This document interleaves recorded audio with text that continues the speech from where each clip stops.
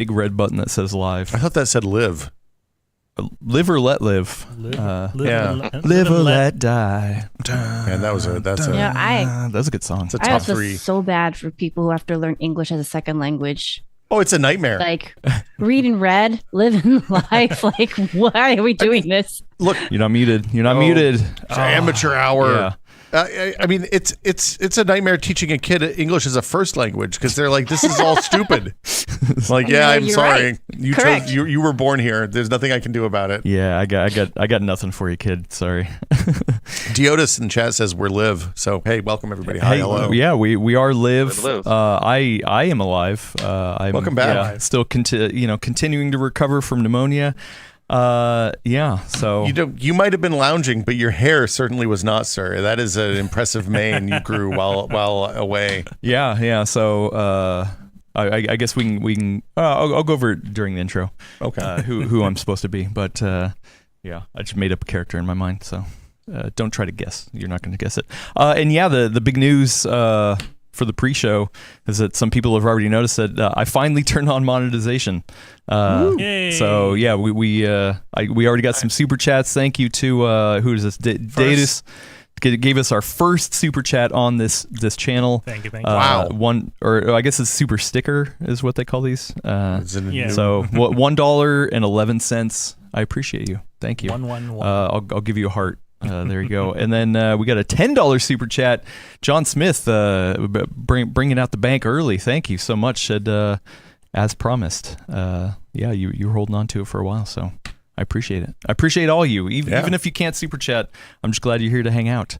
We got a good group. We have Mark H. Mark, it's been a bit since you've been on. Glad to have you here. Yeah, it has been. That's okay. Yeah. Nice to be back. No. Hello, everyone. We're gonna have some good times. And then Willis is back too. Hey, everyone! I'm finally back. Yeah, people were talking in the chat about all the stuff that I broke when I sat at the desk. I know. I was trying to look to see what murder scene you left behind, but Lucky here is in good shape. I fixed him. I fixed him. Okay. Yeah. And I fixed it pretty good. Yeah. Thanks for that.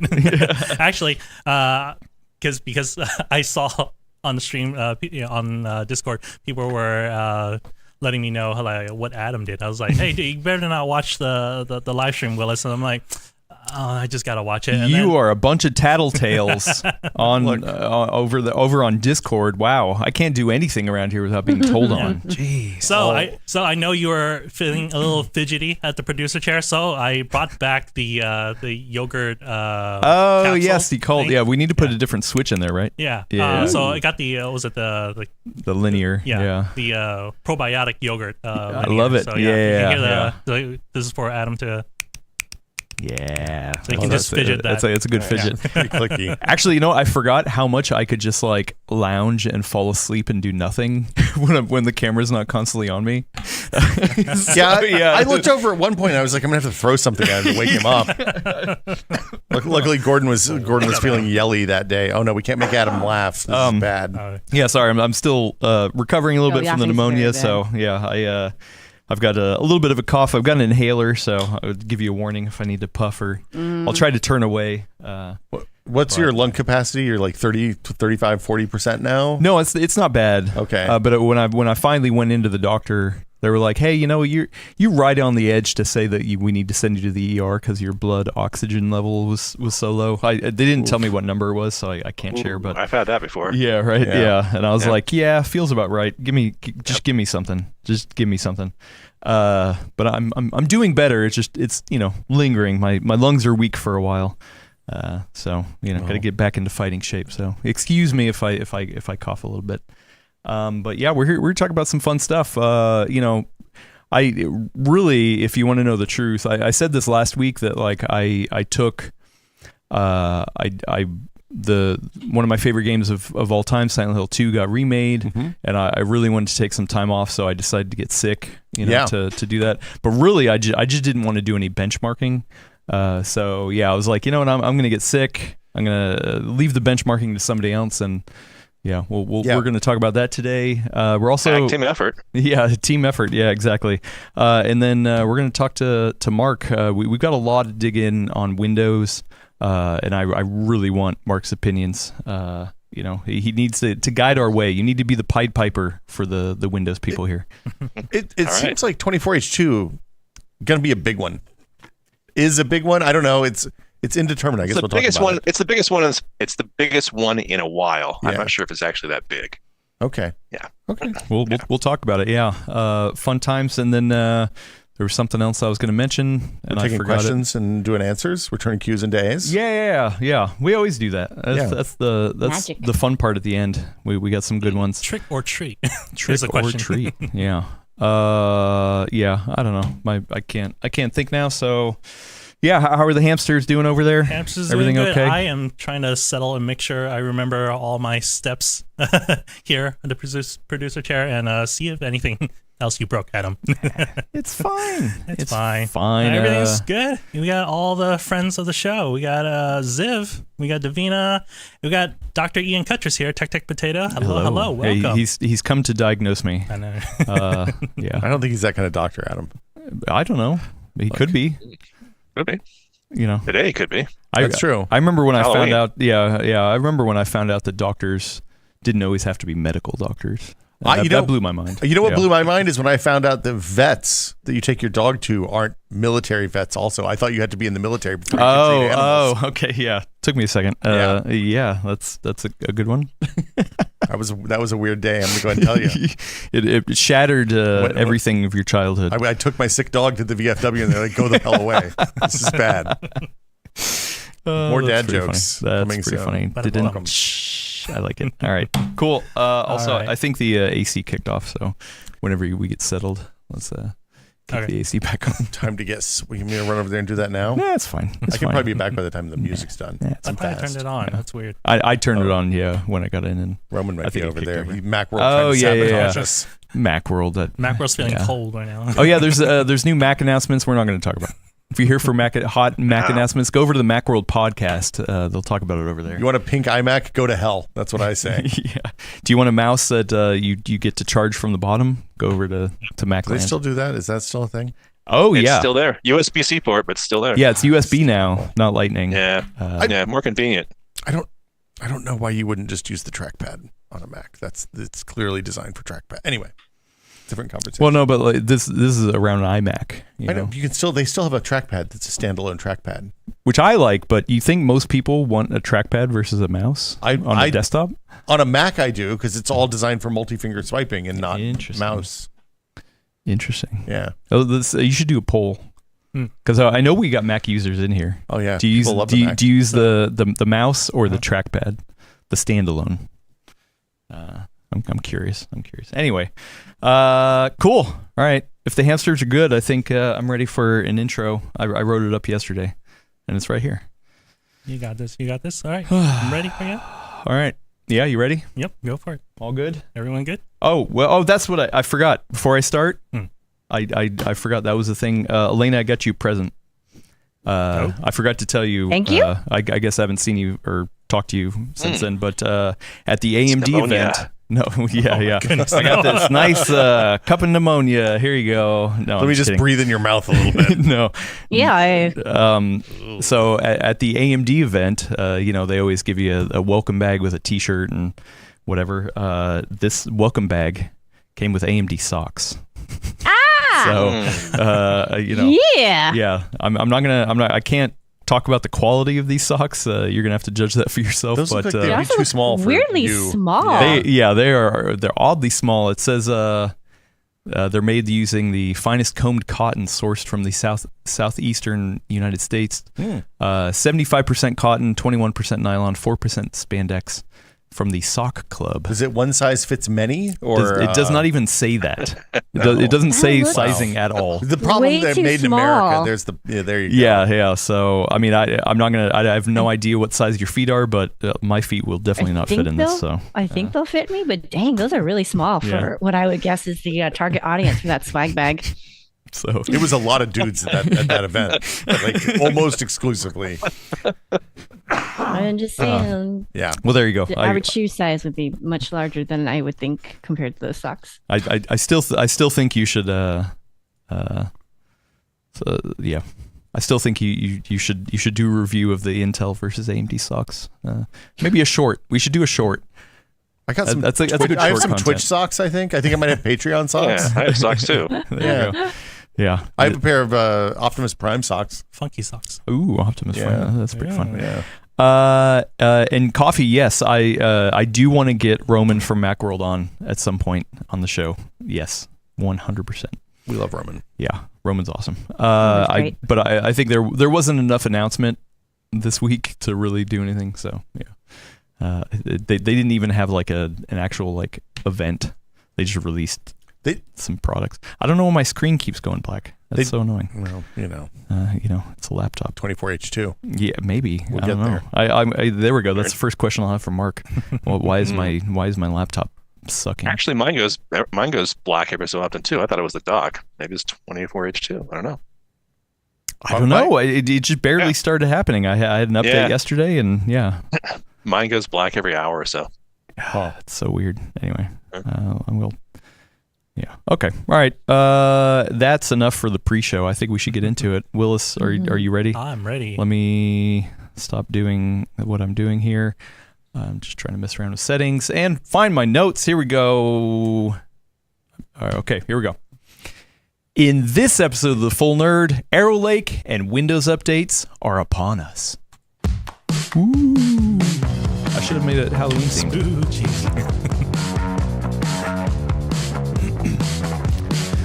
Welcome, everyone, to episode 322 of The Full Nerd, PCWorld's enthusiast podcast about PC building. I am your fill-in host. Actually, I didn't come up with a name for myself. For audio listeners, I'm dressed up. But yeah, my real name's Adam Patrick Murray, but today I'm from the benchmarking mines. I was deep in the benchmarking mines, and I'm just... Did you actually benchmark anything? Actually, I did. I did those first initial like three runs. benchmarks on each. Who doing the heavy lifting? Hey, okay, I did a little more than three, but Windows updates. Yeah, exactly. Anyway, the person who did help me in the benchmark mines took over my pickaxe when I got sick was Will Smith. I'm a Roy Kent fan. I'm one of the guys from the pub. It's on a soccer Lasso. thing. It's Okay. football. We call it. No, soccer. Whatever. I'm not gonna have this Footy? conversation. When I saw you roll in with the long hair wig, I thought you were gonna be Steve from Gamers Nexus. No. I mean, listen. Number one, Steve doesn't wear luscious glasses that true. I know of. Also, Steve's mane is more luscious than this. It is. I can never claim to be like a Steve with this. This is this is not me. But who does have a luscious long mane of hair is Elena E. Hello, Elena. I did not dress up for Halloween this year, but I saw there was maybe I'm spoiling it, but there was a question on Discord about what's our Halloween tradition, and mine is to wear my candy corn shirt. I like it. Hey. I like it. Nice. What? Candy unicorn. I hate candy corn. Really? That's like the only. Yes. That's the only Halloween snack that I like. I have to have every year. It's like it's just a traditional thing. I wouldn't say I love it, but it's definitely I ever did it as a kid, so it's ruined forever. Ruined forever. Mark Hockman, and that's Mark Hockman on the line. Hello, Mark. Welcome back to the podcast. You are here to give us the real talk about all the stuff we're going to talk about today. So I'm excited to have you back on. And fresh off of the airplane from Asia is Willis Lai. Welcome back, Willis. Thank you. I was afraid you were going to say fresh off the boat. I took the boat back Oh, instead of the plane. Hey, listen, don't worry, I'm not that dumb. That's an HR violation. So hey, HR violation. good to be back. I just came back from the land of K-pop Lisa and Moodang, so I'm dressing up as the tourist who just came back from Thailand, wearing a big Moodang fan. Wearing a Moodang fan. I was only an hour and a half away from Moodang's zoo. I just couldn't visit because there's just so much to For people who do. don't know who's Moodang, just so I understood part of those words. Moodang is your internet sensation pop No, not pop. Sensation pet icon on the internet right now. It's the baby hippo. He's a baby pygmy hippo, right? Yeah. So he's extra small. He's SMOL, not SMALL. Oh, okay. Yeah. I thought it was a K-pop band he was talking about. I didn't know.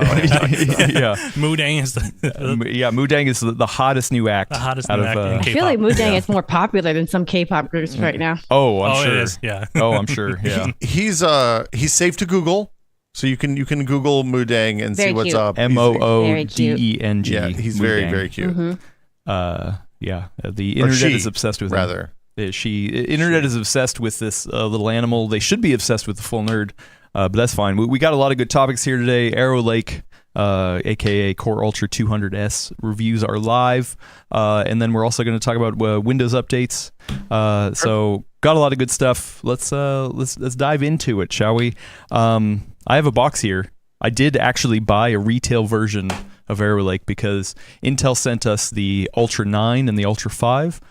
Which we tested the Ultra 9.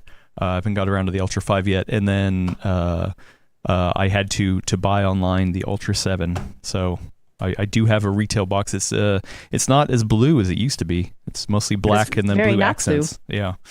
So there you go. The Intel chips are here. Mark, you did a lot of write-ups. You took the briefing as well. I want to kick it off to you first because I think there's the architecture of it. I mean, there's plenty that's been talked about that kind of stuff. But a lot of people have said that this is a turning point for Intel. This is the first desktop disaggregated architecture, all that kind of stuff. From a high level, Mark, do you think that Intel has come through with their claims of this being the next gen desktop? Yeah, well, I certainly wanted them to, and I certainly think that they haven't. I mean, I was thinking about this sort of on the run up to this show, and I was really, I'm going to digress just for a little bit because that's the whole point of this thing, right? Yeah. So give credit where credit is due. I think Qualcomm has really focused the conversation on power, and I think that Intel's Lunar Lake has been a success story. I think it's really kept up with Qualcomm. It's done the performance is pretty decent, except on battery. It just it's basically taken what Qualcomm has claimed that we can deliver decent performance with fantastic battery life, and it's managed to provide a competitive alternative. Arrow Lake is different, and I really, really wanted it to be a success. And from everything that I've seen, it doesn't seem to be. It's funny because I live in what I would call the outer Bay area of California. I know you guys live sort of in the inner Bay area, sort of the Oakland, Berkeley, San Francisco area, and there's really a huge difference in terms of like weather, especially in the summertime when all this stuff was being discussed. Oh, yeah. I mean, out where I am, it's like 10, 15, 20 degrees hotter than it is at your places. And, I'm thinking to myself, I've got this cool desktop PC here. I haven't really actually had a desktop PC for a long time just because I've been playing on Xbox and on laptops. And I thought, well, now I can play on a desktop. And I'm looking at my power bill and PG&E, which is a nightmare in California. The power bills that I'm getting, I don't know about you guys. I mean, they're like $300, $400, a month or 2 months or whatever it is. And I really have had to sort of think to myself, hey, do I want to play my PC because literally it's costing me money, or do I want to sort of watch Netflix, or do I want to go and play on the Xbox or something of that sort? And when I thought, hey, Intel is promising, parity performance, but at half the power, I thought to myself, hey, this is going to be, something that I can really benefit from. I can go ahead and my house isn't going to heat up as much. It's going to be a lot cooler. And I think if they had really hit those targets, it would have been sort of a success story for them too, because we'd have said, okay, sure, performance is blah, compared to last gen. But the fact that they're cutting power, a lot of people who probably would go ahead and, be in a similar situation to me across the country, I think would probably welcome the fact that, the power bills would have gone down without being, with being able to play. But I just don't really think that they, hit those numbers. The power went down sort of a bit, but what the reviews actually showed, I think, was the fact that AMD is just in a different class. It's in a different tier. The X3E stuff is just, the performance might be a tad lower for the last generation compared to where it is now, but the power consumption is just dramatically lower. And I think that really was sort of the telling story of all of these reviews that came out from us and from Gamers Nexus and Hot Hardware and various places like that, was that, if you're looking at the power issue, AMD has been in a leadership position for a couple of generations now, and it's just expected to get better. Yeah. And that was really my takeaway from all of it, was that, and Intel, it had all sorts of issues, right? It couldn't run it. Everything was running in 23H2 rather than 24H2. But the performance issues that were associated with running things in balanced, as our testing produced, as opposed to what Intel recommended. Running them in performance mode. I mean, you don't want to run in performance mode because of the fact that you're going to theoretically, at least, be using more power because you're dialing it up. So, there was just a lot of issues, and for me, it was just it was a mess. And I think that's the same conclusion that a lot of other people came up with. Just probably one of the poor launches they've had in some time. It's interesting because when Lunar Lake. The reviews hit for that, and around the same time, it was also Xeon. We had Wendell from Level 1 Techs on, and it was kind of a 1-2 punch of oh wow, Lunar Lake is actually pretty good, and then also Wendell was saying that he felt this is the best Xeon they've had in 10 years or something. I don't remember the direct quote that he had, but he was pretty excited about it, and so I think everyone was waiting like, oh, what is it? Is it a hat trick? What's the hat trick? Is when you get 3 in a row. Yeah. So can Intel pull it off? But yeah, not quite. I mean, I feel like there is good stuff to glean here. Obviously, efficiency is a big thing, and they're headed in the right direction. But it's not class leading efficiency. And then performance is kind of a mixed bag depending on what you want. Like we for our benchmark suite, I've talked about this before, we have leaned heavily, especially for CPU related testing, into stuff that is going to stress CPUs really heavily, meaning productivity, content creation. We have done that on purpose, and left the gaming kind of testing to a lot of others who do some great testing out there. So I feel like for what I saw, and once again, I do want to thank Will and the whole team for banding together, because I started to test, and then all of a sudden I got sick. So yeah, we had to come together as a team effort to kind of get the numbers going. So we didn't get to test as much as we wanted to, but it was some pretty good testing. Gordon has a review video up on the channel. Elena has a really good piece. I want to get to Elena's thoughts too pretty soon, but I think the idea is that for content creation and productivity stuff, there was some really good gains that I saw that I was like, oh, okay, wow, this is some good stuff had here. But then on the gaming side, and then of course a lot of people who were talking about there's a lot of people who like to talk about is this bang for your buck or is this the value. Thank you. That's the word I was thinking of. So when you're looking at value, when you're looking at gaming, it's a lot of head scratching. But at least for productivity and content creation stuff, there are some good gains. So it's a weird mixed bag. I don't know, Elena. You had the numbers that we did for testing. You wrote an awesome article about the 5 things that you got to know about the launch. No, what is 10? 10. Oh, okay. Wow. Sorry. Yeah. No, and that's actually what I was going to jump into. Yeah. That's what I was going to jump into. So what is your takeaway, especially at the high level, looking at it from a distance and trying to take all this information and distill it down to help people figure out what the launch was like? So, I mean, it's not a strict metric, but I do think that in general, for launches that are more streamlined or quieter, you don't usually end up with 10 different like major points to have to highlight for people who don't follow chip news. And this time there was 10, and I could have probably broken out even a little bit more if I really wanted to. So for me, the high level summary is that this is just a complicated launch, that there is, as I think Will said it last week on the show, which is that this is basically the first generation technology, first generation architecture.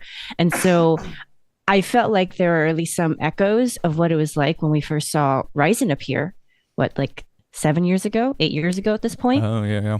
And so like but it was different context though, right? Because for AMD, I hate to say it, but for at that point in time, have them doing anything that was like halfway impressive was impressive, right? So we were like, okay, it's first gen, it's got some bugs to work out. Maybe we'll see it improve with second gen. And but you could see the promise at least, yeah. Yeah, you could see the promise, right? Whereas with Intel's the context is that this is a very established company. They've had the dominant position for a long time. So for us to see them kind of stumble a bit, that's even an interpretation right there. I'm editorializing it, right? Where it's like the similar bumpiness, but for us, it seems like a stumble. It seems like it's sloppy. It seems like it's not up to what we expect from them.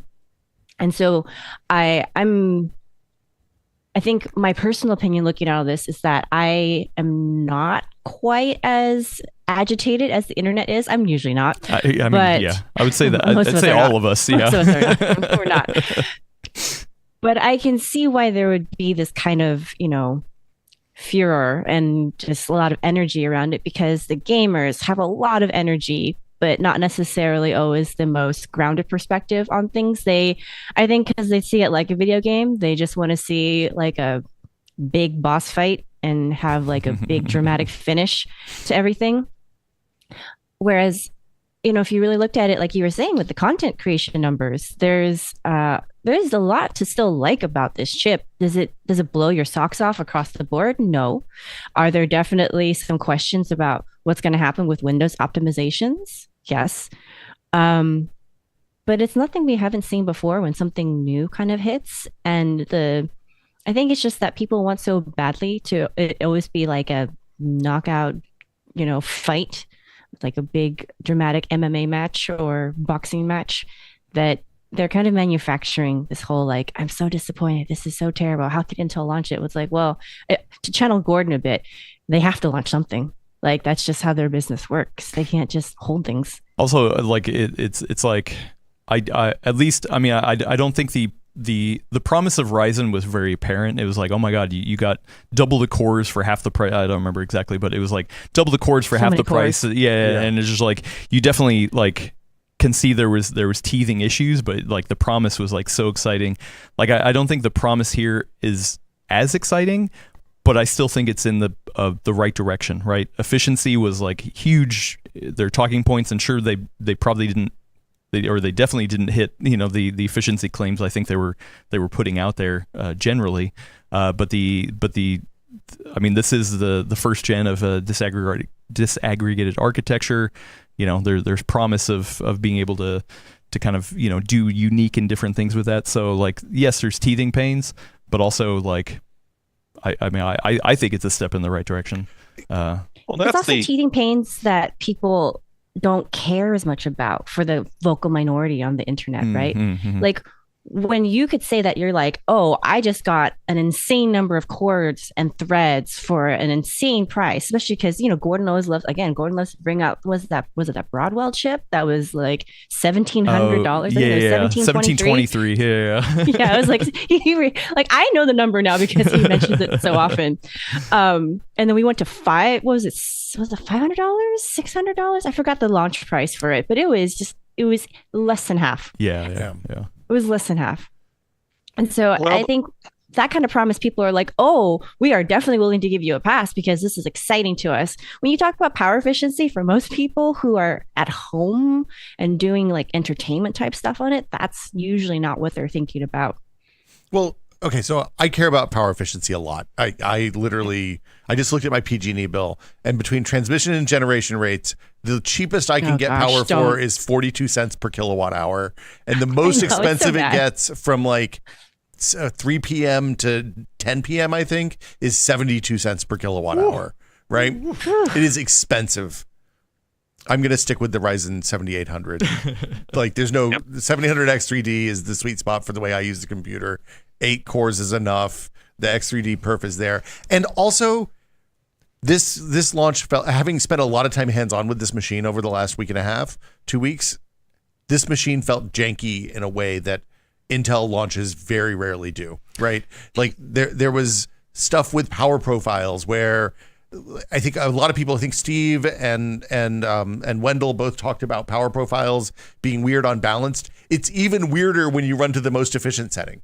Like we saw some things testing that we didn't talk about because we didn't understand what was going on and we weren't confident. We didn't have enough time to dig into it. But like it would run single threaded benchmarks on the most efficient power setting at the idle clock speed and take 40 minutes to run up what is normally a 10 or 12 minute Cinebench run, which is just absolutely bananas, right? It's behaved unpredictably in a lot of ways that weren't even consistent from reviewer to reviewer. A bunch of people talked about the machine's blue screening when you would power them up, boot them up without IGP drivers, but with NVIDIA drivers installed. And we didn't see that at all. Like there's, and all the conditions that existed on the test bed should have had that happen to us, and we didn't see it. It's a weird launch. Yeah, especially the power toggle stuff. I mean, the reviewer's guide always comes with recommendations, and Intel did recommend for to set it to the performance best performance or best performance. Yeah, well, however the naming is now, but But yeah, like I'm used to at least systems like, oh, if you change it to like balance, like usually it doesn't like push as hard, but if you activate something that needs to push it hard, it will go to the wall kind of thing. But this didn't. It's almost like it did it universally across the board and didn't understand when it needed to activate to say a higher power profile, which is weird. I don't know. I will say that we tested on the same platform that a lot of other people did. So we got the Asus ROG Maximus Z890 Hero motherboard. So it had a extra 8-pin power for the motherboard, which was interesting. There's a lot of investigation over Steve at Gamers Nexus did some good investigation on like actual rails and where that power is coming from. Yeah, that was very good. Mm-hmm. Yeah, so interesting stuff there. Yeah, interesting stuff all around. But yeah, you were in the mines. So, I started to go down the shaft, and then I got the black lung. I've got the black lung pop. I'm sorry. Yeah. And then I was like, Will, you gotta go in, man. You gotta go in. Yeah. So you went in the mines. You had to deal with most of the dirty work, and yeah, like. How different was it? Because we ran into problems with Ryzen 9000. There was definitely like some oddities there. How did it compare and contrast with that? Well, so the one thing is that when we ran everything on the high performance mode, Gordon likes to talk about the safety numbers that the vendors provide that give you the, hey, is there sanity something checks. jacked up with my system that's preventing me from seeing the output that I'm expecting? And we hit those numbers right on. The problem we had with the Ryzen 9000 is that we were consistently 9 or 10% below the sanity numbers, which we've talked about that at length. We don't need to get into it again. And we thought that there was something wrong with our test beds. That's why we held that review, and we ended up. I think Gordon and I ended up doing a live stream where we talked through it rather than doing an edited review. The other thing, the power efficiency stuff was all over the place. It was really confusing. There wasn't a lot of clarity in what was going on. And then it got even weirder. I don't remember if Gordon put this in his video or not. He ended up putting it in the video, but we did the higher, part of this launch is that they have the new higher speed memory available. Oh, the CUDIM stuff. He did talk about it briefly at the end. Bit at the end, yeah. And the CUDIM stuff. Which, real quick, I will say on the normal test bed, we just used DDR5 6000, like, because we did it across the board, and then you did some extra CUDIM testing after that. Well, because we wanted to see if, hey, maybe this thing's not performant because it's designed for higher memory bandwidth. Intel does typically have a memory controller advantage in a lot of their CPU designs these days, and we wanted to see if juicing the memory speed from 6000 to 8400 or 8200, depending on what would run on our machine, would have any impact. And the answer was not really that much. Like it was pretty underwhelming. There was some other stuff with like the APU. There's no like the APO, their kind of auto overclocking thing doesn't. It's supposed to run by default on these machines. It didn't. Oh yeah, a lot of people reported that. Yeah, you have to like go into the BIOS, and a lot of the BIOS like didn't have it the label for it, and it wasn't. A lot of the times it wasn't enabled by default. Yeah, the whole APO thing is still a whole separate curious thing. So the interesting thing, the one interesting thing about all of this, I think, is that looking at what's available for enthusiasts and overclockers in terms of overclocking the interconnects and overclocking the SoC and overclocking the compute tiles, which you can do separately. They're now. all independent. Yeah. And that I think when people get their hands on these, I'm really interested. Like people who care about overclocking and spend time with overclocking, clearly not me. Mm-hmm. I'm really curious to see what people get out of these chips, because my hunch is that there's going to be some, like as they figure out where the bottlenecks are and where it makes sense to which components it makes sense to overclock, we're going to see some real weird stuff happen with these CPUs because the power overhead is so low and the amount of knobs and dials that they have to turn are so high. My guess is that like I see the potential here for like magic overclocking in a way that we haven't had in a long time. Yeah, a lot to dig into. Speaking of power stuff, I mean, we talked about it briefly, and our numbers did show some power savings, not just like overall like power load, like under heavy load, but you know, depending on the benchmark, it would actually finish faster. So then you would have some power savings. We're going to do some more digging into that.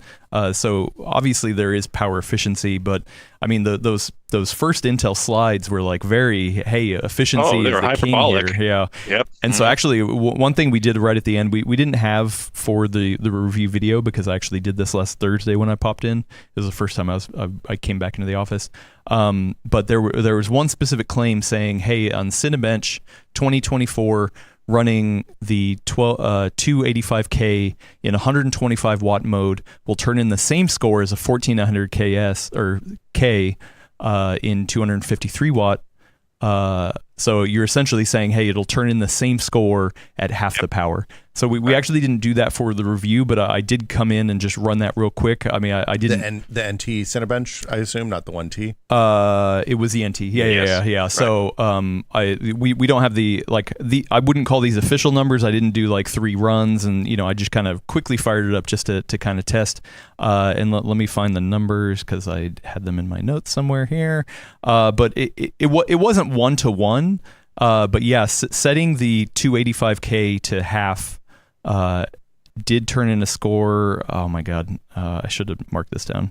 Yeah, I can't find it, but it was like, I think like 3% or 5% off, but it was in the ballpark. It was close. Yeah. When you talked to us about it in our company chat, yeah, sorry, it was quite close. I can't find it. Yeah, so you know, like it is interesting. Like you know, Gordon's not here obviously to talk about it, but you know, there's different ways to call something efficient, right? Like efficiency can be sliced in a couple different ways. So there definitely is some claims that Intel had that I feel like you know, didn't necessarily quite hit.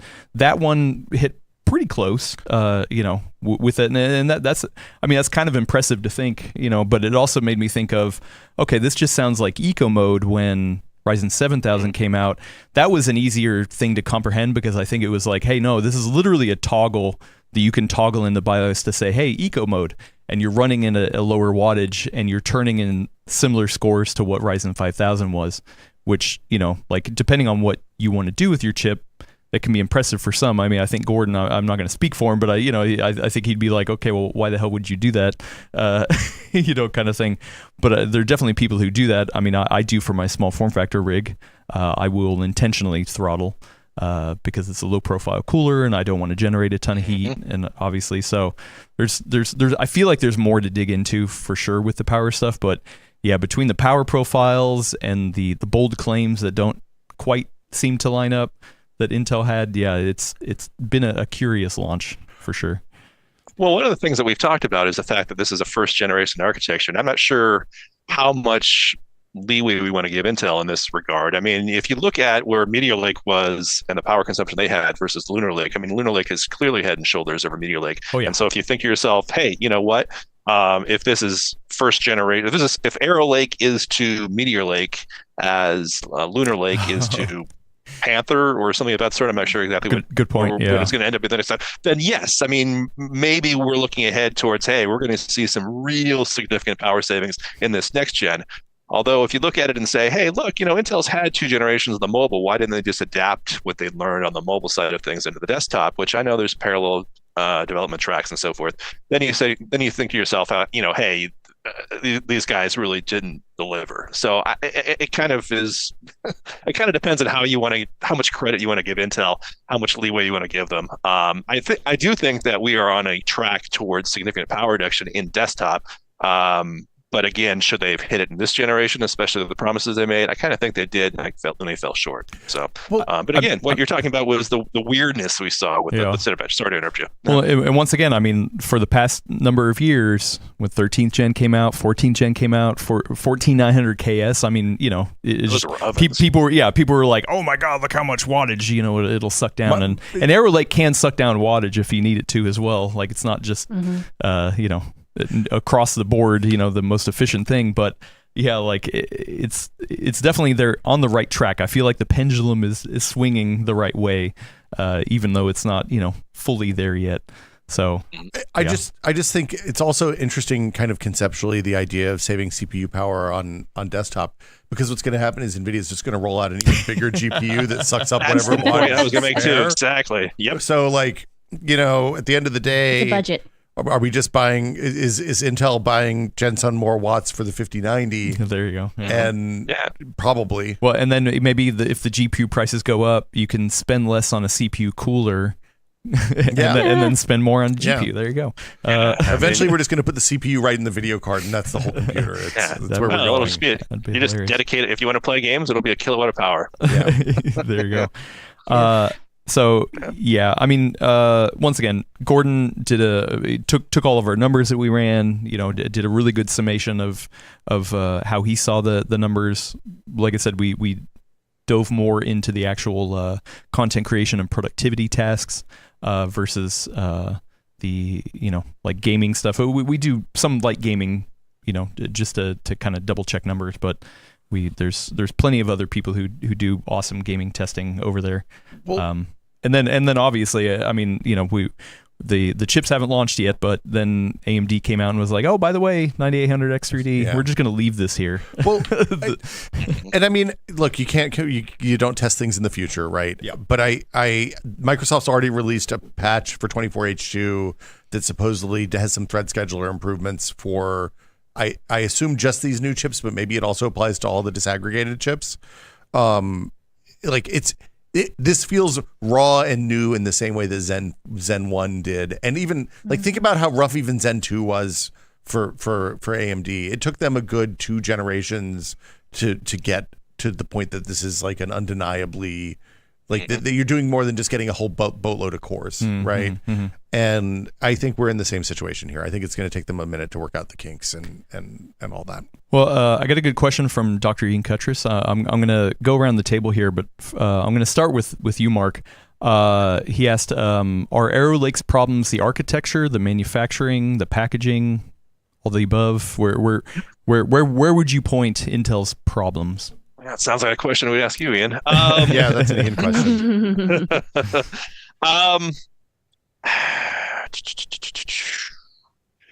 I don't know. I mean, I can go first if you want time to think. Yeah, I'm not sure I can say for certain right off the bat. Go ahead.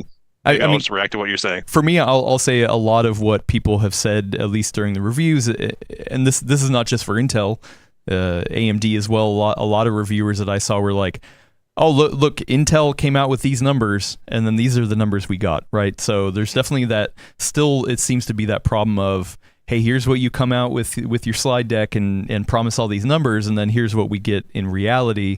And they're like, every company seems to be struggling with this, of like being like, okay, well, what numbers do we want to show? How are we going to show it? Are these numbers factually correct? If Gordon were here, he'd definitely point out like, hey, I'm sure all those numbers went by Intel's, dozens and dozens of lawyers. So somewhere someone has looked at the numbers and said that these are factually correct, but maybe they don't line up with actually how people benchmark them or how people are actually going to use them. So I would say that's one of the first problems that I think a lot of people like saw with this is they're like, hey, here are the numbers, here's what they promised, here's what they delivered, and something's not lining up. I mean, I've talked about this before. I feel like I'm on the edge of like I never look at the numbers as anything sacred. So like I think for me, I'm never as bummed when I look at in the reality, because like oh, you got numbers, that's cool. Okay, well, I'm just going to focus on these numbers, and I don't really care about the disparity because I don't really care what they said, kind of thing at the beginning. But I mean, it is something to point out that they need to get out there. Companies all across the board need to get out there and figure out how to message something in a more realistic way. I'm not quite sure. There's different way. I think that's not, sorry to interrupt, Mark, but I don't think that's quite fair, just because Intel did get ahead of the gaming thing, and they specifically said, hey, like, don't expect gigantic gains on gaming. Our focus has been power efficiency. Oh, for sure. And the gamers still came for them with the pitchfork. So I mean, I don't think you're wrong to say messaging is part of it. I would talk about more what you said earlier about how you can slice things from different angles. And I think maybe there is a disconnect between how they're trying to slice in order to be able to market the chips in a way that makes it seem exciting versus how the real world application, shakes out. But I was actually surprised when they said, hey, for gaming, we want to be clear, don't expect anything to, like, again, knock your socks off. And even then, people were like, "Oh, how could you release a chip like this?" And they're like, "Oh, well, again, we'd be fine with that if they'd actually hit their power numbers. I mean, there would have been pushback from the content creation folks, and they said, "Hey, look, they hit your power numbers," but they didn't really achieve either, really. Well, and my second point that I feel like is a general, summation of what I saw out there is that's the other thing is that, like. And this is something I don't think anyone can fix, because I think this is just how you choose to look at through, the lens of a launch, is that, everyone's out there is like, hey, either I don't see use for it, or there's not a good value at it, kind of thing. And so, should anybody get this? I saw a lot of summations being like, no, I don't think anyone should get this, or I don't know who this is for, kind of thing. I don't fully agree with that, but like I definitely think that's the other thing is that, like, people very much look at a new launch and be like, well, it's cheaper to get the last gen thing, and look, you're getting more performance in X, Y, and Z, or equal performance for cheaper, so the value kind of thing is. But I feel like that's why I don't talk about value a lot, because I feel like value means a lot of things to a lot of different people. If value to me means that I can export a video out of Premiere Pro faster, then that is 100% worth it. But if the value is in gaming, then I can totally see how, somebody says that's not worth it either. Elena, as the I feel like you're the voice of value for the most part on the podcast. What do you think from a value perspective? You just define value as being anything you want it to be. I don't know for you. I'm saying for you, it's completely arbitrary. Clearly, yeah. In Elena's view. I think the common interpretation of the word value is that you're getting a lot of bang for your buck. And I don't know if the idea that you're getting, faster exports is the common opinion of what that means. Because I think what it means for most people is just that you got something for cheap and it does a lot for you, as opposed to like one very specific application. So from that perspective, like we can debate this, that's fine. But just from that perspective, I don't know if there's anything clearly standing out to me as the value choice. I think it was like Steve at Gamers Nexus was like, just buy like, was it 14900K? Just avoid this launch was kind of the vibe I was getting. I mean, but he's not wrong, right? Like those are cheap for pretty good reasons, but they're fixed theoretically. The real cheap one right now has been like the 12700K or the 12900K, which was like $150 like a week or two ago. So I mean, value is kind of relative. It's like, what is your budget, right? And what are you going to get for that budget? So yes, I think currently previous gen is looking more appealing right now.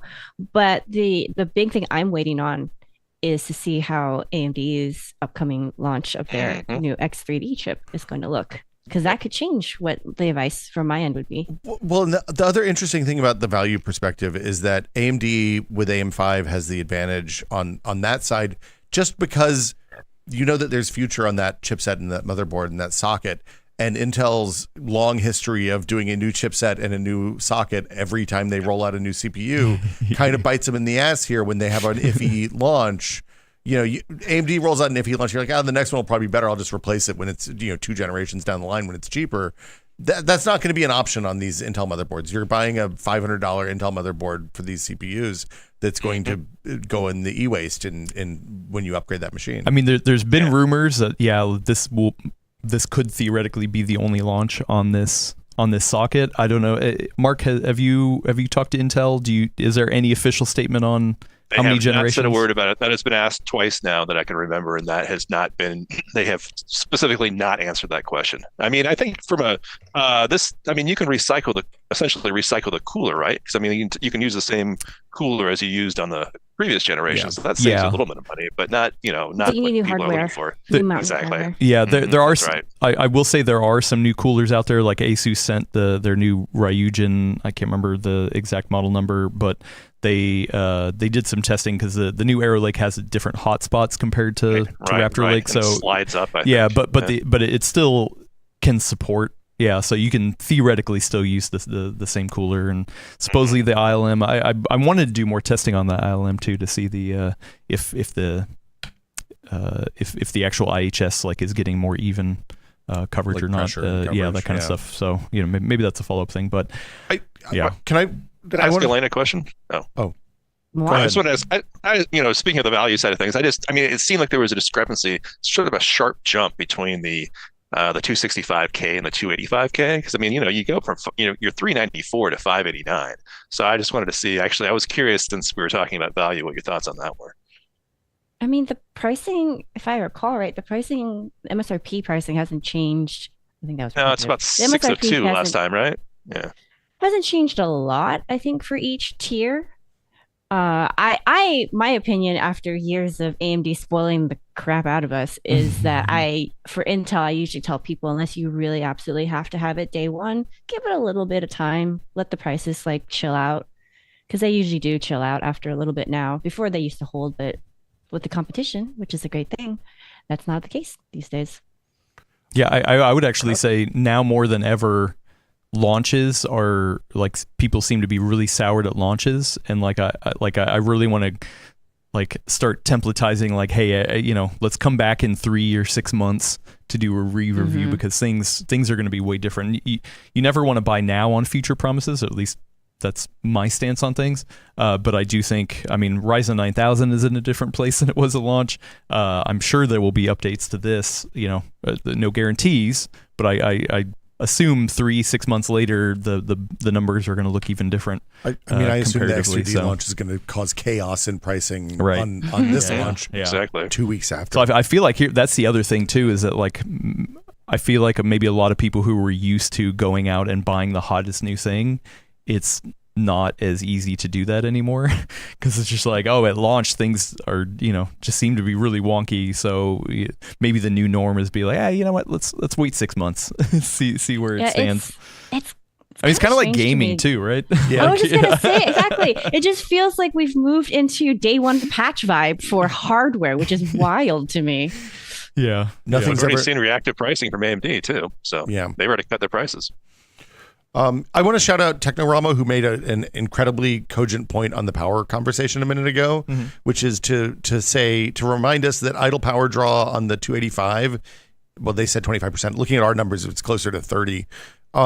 Is 30% less than the 9950X on the 285K, which, funnily enough, idle power draw on the 1400K is even a little tiny bit lower than the 285K when we measured it.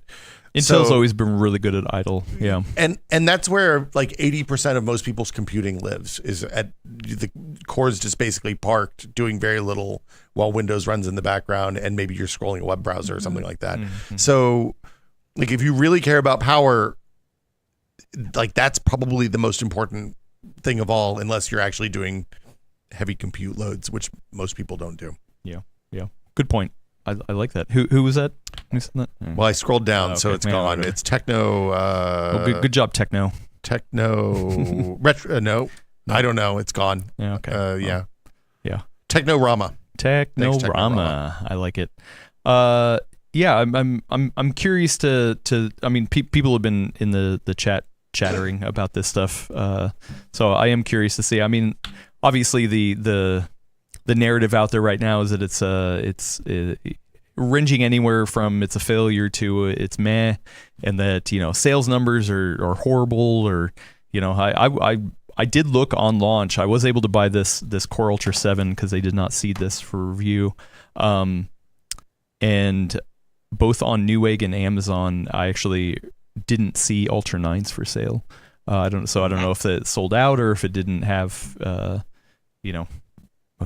ton of stock, but yeah, I should look right now to see what's available. Chat was saying that they think that it's not a paper launch, but it does seem like the available first run of stock is lighter. I wonder if they're sourcing OEMs like it's the normal thing where the OEMs are getting the big dollar part. Maybe. Well, the Ultra 5 is still at an MSRP on Amazon, US Amazon. Let's check out the 285K. See options. That's not a good sign. Well, yeah. So the Ultra 7 is still there, but yeah, the Ultra 9 is still not available on Amazon. So yeah, at least the Ultra 5 and the Ultra 7 seem to be there. What about Newegg or Micro Center? Let me check Newegg. Yeah, it's. I mean, it's also still. When was the launch was a week ago Last today? Last Thursday. Yeah, right? Thursday. Yeah, so it's 5 days. It's still early. Yeah. Newegg needs to know if it's detecting if I'm a human. Am I a human? Can you? Or are you dancing? Yeah. Okay, so the Ultra 5 is in stock at MSRP on Newegg. Let's look at the Ultra 7 is also in stock at Newegg.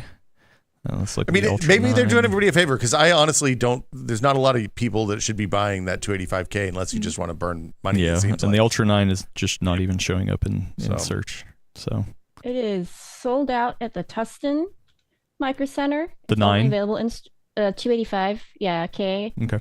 It is sold out at the Denver store. Those are the two closest that Micro Center's website is telling me. Well, Elena, you're gonna have to go on a road trip. Yeah. Load up the car, grab a cooler. That's okay. You got clean socks. They're supposed to be coming to San Jose. Remember? I know. When it opens, we need to go and just do a video. It was supposed to be this fall. Field trip. I actually did contact the people to maybe do an episode there. So we'll see. But yeah, there's only so much time left in the fall. Get that store open. Micro Center. 2 months left. We have till December 20 whatever. 21st. Yeah. What if it was on launch? Yeah, what if it was on Christmas Day? Do we go? No. Oh. I'll just go personally. Yeah. Road trip podcast. Yes. Look, I once threatened to do a Waffle House road trip podcast to go to the nearest Waffle House, which was like Indiana or someplace. What? It was a long way. They're really far. No, there's Waffle House in Phoenix. Sorry, I was splitting the difference between a friend in New York. Oh, so we had to go halfway. I was like, that's a long. Yeah. Yes. Update. Update. Yeah, you got one? 265K is in stock though. So if you wanted to go to SoCal to pick one up, we can do that. There you go. Yeah. All right. And yes, we should. We got now. We got all the people in the chat talking about a full nerd road trip podcast. Yeah, we should just do a. I have actually pitched this idea of like renting one of those. What are those vans that you can get, the passenger van and conversion? No, the Streamlines? No, the ones that have like the advertising on it, like Road Trip Across America or something like that, or like an RV, or an RV, a recreational vehicle. Yeah, and just like literally like get one of those disaggregated streaming boxes or whatever, the Twitch backpack thing. Yeah, and just live stream PC builds, podcasts, all that kind of stuff. Having of these days, having done the live stream to Vegas a few times, it's a lot of you watching the cell signal and going, "Oh God, there's no cell service for the next 200 miles." Right, Might be better now. Whoops. Anyway, Starlink. No, yeah, Yeah. Okay. Anyway, any last thoughts on this? I feel like once again we're going to be revisiting this. There's more to come out. There is more testing that I think we're all talking about doing. I'm curious. Any last thoughts on? I was gonna say I think Wendell hit on this a little bit, but I think that we've, with the disaggregated architectures especially, and like big little cores, the whole thing, I think we've reached a point where Windows has to be smarter about how it's scheduling things, and that like we've known that with Ryzen for a minute, but it seems like where they can't talk across, where there's a performance impact to talking across die-to-die latency. Die-to-die latency. And I think the big little design that Intel does highlights that even more. And I think Microsoft has to get on the ball and start being smarter.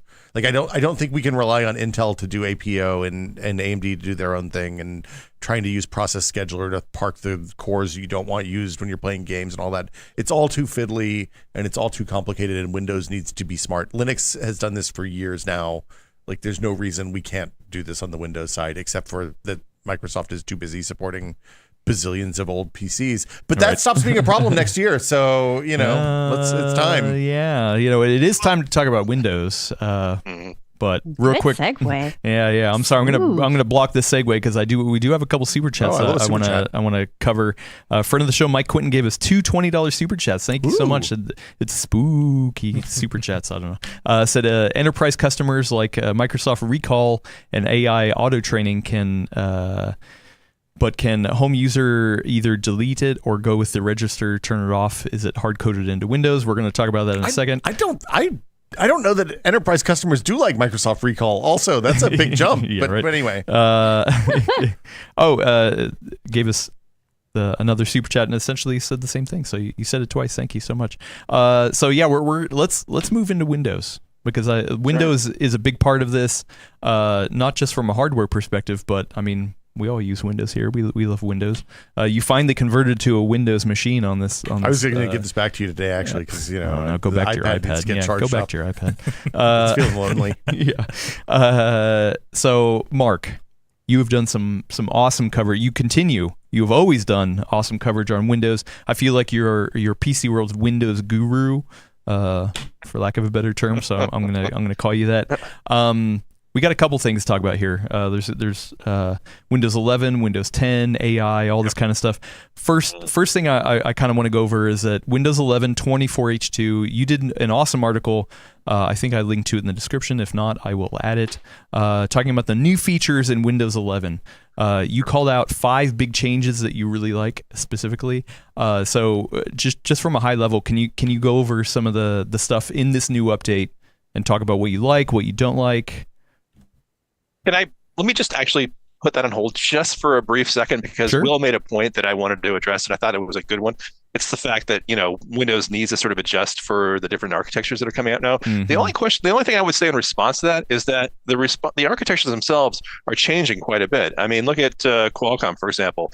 It didn't have any efficiency cores in the current generation of Snapdragon X Elite. It shows off a processor for the phone, for the Orion, that brings in Orion, but it also has, it goes back to the prime efficiency cores and so forth. Theoretically, that's the new architecture that might come in the PC again. So, I mean, these manufacturers are jumping back and forth quite frequently. And so when you've got all those different changes to accommodate for, plus the historical stuff, I mean, it's possible that Microsoft might be just a little bit overloaded right now. I'm not sure if that's true or not, but I mean, that could be a response to what you're talking about. I don't know. Anyways. I mean, they've always moved slow on that stuff, right? That's true. They always have. Moving to multi-threading took forever. Moving to 64-bit took forever. Exactly. Yeah. Yep. All right. So anyways, jumping into Windows 11. So again, this has been a launch that's been sort of an interesting one, and I'm not sure it's actually been a successful one, especially with all the bug reports. Although those happen with any new launch and so forth. I mean, the interesting thing, of course, is that 24H2 or the Windows 11 2024 update is we really actually had this for months now, because it rolled out with CoPilot PCs. Not everybody had a CoPilot Plus PC, but we've seen a lot of those in recent weeks with the various manufacturers beyond Microsoft rolling out their products. So more people actually have access to an NPU, even though the NPUs that aren't actually Qualcomm NPUs don't get the Windows 11 2024 update features until there's an update, which in fact is supposed to come down in November. So it's been been chaotic for a number of reasons. But as far as features are concerned, recall is the one that everyone's been concerned about. And in fact, I think The Verge did a story today basically debunking some of the conspiracy theorists out there that believe that recall is being quietly installed on your PC. I don't know if that's necessary to address, but recall has been the concern of a lot of people, and we'll set that aside for right now because it's actually not in your PC. It's not even being tested yet, but it will eventually come to your PC. What you are getting on your PC is a few features, some of which are, I would say, sort of utilitarian, some of which are sort of value added. One of the ones that I would have liked to have tested, but I haven't had a chance to, was the fact that, this particular rollout does actually improve the performance of some of the Ryzen processors, the new ones, and to a lesser extent, the older ones. I'm not entirely certain what those performance increases are going to be, but again, that's something that, if we're talking about schedulers and so forth, there's benefits them. As far as the actual features are concerned, I think some of them are sort of in your face, and some of them are a little bit more hidden. And for me, I like the fact that some of the AI features, some of the creativity features there are, a little bit more, present. In Microsoft and Windows for a long time has felt fairly utilitarian. It's been very business focused. I mean, that's the sort of the look and feel of Windows 11 itself. The fact that you can, use your NPU to do a couple of the creative things, not so much necessarily AR art, which is in Paint, for example, both with Windows Co-Creator and the ability to sort of adjust the AR that you've generated, but just practical things like removing the background from a photo. Some of the things that I do on a regular basis includes just taking a product shot or a logo and sort of separating it from like a presentation for use in a story or something of that sort. And the fact that you can go ahead and now, do those kind of things, some of these sort of Photoshop lightish effects, doing that within your basic Windows environment, for me, is something that's it's useful and practical. Another one, which I'd like to do a video on this at some point in time, we just haven't had a chance to, is the fact that now you can sort of use your phone as a webcam. Microsoft has had, it has Phone Link, which is really quite useful, where you basically can take your Android phone and access it as sort of a self-contained little device within your Windows environment, everything from photos to messages to phone calls to desktop. That I think doesn't get as much attention probably by users as it should. I think it's a really useful little feature that's been developed over the past few years. There's a separate way of accessing your mobile device which allows you to use your phone as a webcam. It really looks good. You can, we don't actually have a mount where you can put your phone onto a monitor or a laptop just like you can with a webcam. But I think maybe, there's sort of, there's dozens of these Shenzhen companies out there. I think over time they'll eventually do that. The only thing that's disappointing there is the fact that for whatever reason, and I hope Microsoft fixes this, you get this really beautiful picture if you're looking at it yourself, but for some reason it's only broadcasting it in 720p for right now, which is dumb, for lack of a better word, and hopefully that'll change because if you're using a Galaxy or something of those, you really look good using your webcam or your phone as a camera. Go ahead, it's ingesting a higher resolution and quality, but what you can actually send out as a signal is lower quality. It seems to be. The only thing I've trusted in is the camera app within Windows, and you can like the built-in use camera your app. That's right. Yeah, you can use your webcam, and it'll sort of give you the resolution of the camera. But with this, it only allows it to go up to 720p, which is again kind of dumb, for lack of a better word. And hopefully that's changed because, really, there's an enormous industry there's an enormous webcam industry, and some of it's quite good. But I think that if people were able to use their phones or an older phone instead of just getting rid of them, that's definitely has some practical use. Looking good on a broadcast like this or something of that sort, makes a difference, makes it look good. As far as the other stuff is concerned, there's really been some of the more useful features are infrastructure features, some of which we don't actually have support for. Wi-Fi 7 we do. This is where we get get support for the radio within the Windows operating system.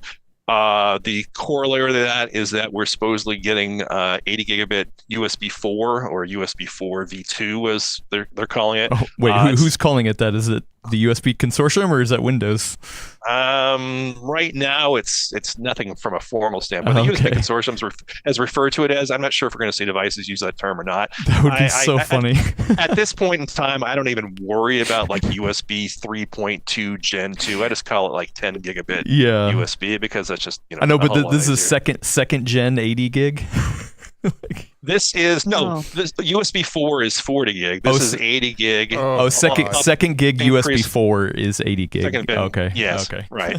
So we have Thunderbolt 5 out now in very limited availability, and this is the sort of the more open component of that. USB 4 usually appears on Ryzen because Intel won't actually test a non-Intel based platform, or they haven't done it historically. So Thunderbolt 5 is to Intel what USB 4 and USB 4 V2 is to Ryzen. So, again, we have had two notebooks from what I can see, a Razer Blade and an MSI that has Thunderbolt 5. I actually have that laptop in here, and I was going to start testing it a little bit later on today. Oh, nice. But, you need like 4K 120 monitors to really test the actual, to push it to its limit. So, yeah, so there's that, and then it's just sort of these smaller Bluetooth LE for hearing aids. Can I bring up a funny one real quick? Sure, go ahead. Because the text labels for right-click menu icons, meaning when you right-click and you look at the bottom, usually it's at the bottom, at least when I see it. You've got like the scissors, the little two squares and stuff like that. There's been contention around here. Like I feel like you were like, well, I didn't need text to show that anymore. Need text to see that. But then Gordon, every time he's just he's like, what the hell? I don't even know what these mean. I mean, I guess I get the argument that you should put the labels on because they're. Like I use Control C and Control V and Control X about 99% of the time. So I guess that's the argument, is that you need the labels there for the people who don't know what these things are, and maybe they'll click on them. But like this is going through the process of teaching an 11-year-old how to use a PC instead of an iPad. Explaining copy and paste is the most bizarre thing in the world. She's like, why is it called why is it called cut? Why is this a pair of scissors? It makes no sense. And like, it's just opaque. Yeah. Like, you explain to her what print used to be like? I explained to her that in the old days we made magazines by printing things out and then actually physically them cutting onto a board and taking a photograph of the board with film and sending that to a printing press. And she said, did back in the day, 100 years old? Did she say back in the day, did you have running toilets? Did you just have a bucket? Look, the first issue of a magazine I worked for, we still used film, I think, and we went to Quark and PDFs very shortly after that. It was 100 years ago. Well, I think it's hilarious too. Like, and you point this out in the article. This is 3 years later. Like Windows 11 has been out for 3 years, and like now make the change. Like, why do you think they made the change now? Well, to be fair, when I first picked up Windows 11, having come from Windows 10, sure, cut and paste. Yeah, I understood that. The rename thing, that's this weird sort of like cursorless letter icon thing.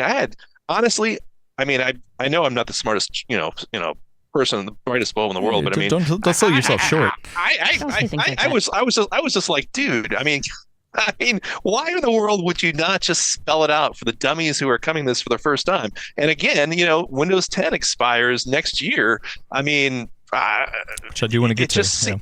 Yeah, I mean, it just seemed like a very basic change they never should have made in the beginning. It should have, and so to make it now is, yes, great, welcome, and so forth. But yeah, 3 years after, 3 years down the road, I mean, I understand there's probably higher priority code and higher priority bug fixes they need to make, but from a general user interface standpoint, this thing should have been made day 2. They already ripped the Band-Aid off, though. At this point, why go back? Well, I know, but still, you still have people coming to the operating system for new. Go ahead. Could the other option be that this is something that's preparing for Windows 12? Like, oh, hey, you know what? This is one of the things we know we want to have for Windows 12, so we might as well work on it, and it's implemented now, and it'll be by default in Windows 12. Maybe, I guess, but I think it's just general a basic user interface change. Like they probably did a focus testing group, and like 15 people in that group were like, we have no idea what these buttons are for, and thus they make the change for everybody. Right. That's right. Yeah, exactly. By the way, Adam, I don't know. Actually, you know what you should have done for Halloween? You look like Matthew McConaughey right now. I was going to say MacGruber. He's got MacGyver vibes going. Matthew McConaughey. Yeah. I actually do like Interstellar. Can I want to like phone link, even as an iOS user that doesn't have the full implementation that you get with the Android app and the talking back and forth across is still incredibly useful, because even on iOS you get access to notifications, you get access to text messages that aren't group messages for reasons that we don't need to get into, and you can kind of take calls, although in my experience the quality has always been kind of garbage with that. So like it's worth, if you use as a person who uses a Windows machine primarily and who has a partner that uses iOS and iMessage, it's really nice to be able to get links that she sends me in iMessage on my desktop without like opening up my phone and putting it in a Discord channel that's just with me, or DMing it to myself in Slack or whatever, so that I can get to it on the PC without typing in a really long URL. It's the only knock I have with it is that you can only have a phone paired with one device at a time. You can't have it hooked up to like a laptop and a desktop, which is I don't know actually about that. I think I've used it with. I think. Oh yeah, you're right. It does. Yeah, but I mean, we've never done a head-to-head with PhoneLink versus Intel Unity. But the two are very similar. Unison, not Unity. But the two are similar, and they're both very good. But again, I agree with you. PhoneLink is quite good. Well, earlier you talked about AI, and you have another article that I linked to in the description about Microsoft's Windows 11 AI roadmap. So these aren't things out yet, correct? These are things that they're saying will come. Like what in here are you excited for? Is there anything? Do you think AI has this grand future that's yet to be revealed? And here we go. They got a roadmap to get people jazzed about AI. Well, I'm on record as saying that I think Recall was pretty good, so we can go ahead and yell at me right now about that because the AI has so many different applications in so many different contexts. I mean, CoPilot right now is not local AI. It's it's cloud-based AI. And honestly, if we're just brief point about CoPilot, I think it's regressed dramatically. I think it's not as good as it once was. It doesn't have the personality. It's kind of perfunctory at this point in time. I mean, there's always this sort of back and forth between whose AI is the best and so forth. But I tend to go towards Gemini at this point in time, just because it's a little bit more comprehensive. Of course, Google is destroying us as far as SEO is concerned, and taking it, slurping up our conclusions and putting them in the But set that aside for right now. Gemini, I think, is a little bit more useful. But again, let's just, I guess, just sort of talk about Recall for a moment, because at least when I've talked about this a little bit in the past, I mean, conceptually speaking, just if you set aside everything else, the fact that one of our responsibilities as journalists is to know every last detail and to be able to bring up those details at the drop of a hat, both in the story, both in a podcast, something of that sort. And from my standpoint, when Microsoft talked about Recall, from at least from a conceptual standpoint, that particular aspect attracted me quite a bit. Of course, then you get into all of the the risks and uncertainties and the threats it holds until privacy. Like I may have mentioned this before, but I have a friend of mine who does electronic discovery, and I really want to get her take on it once it rolls out.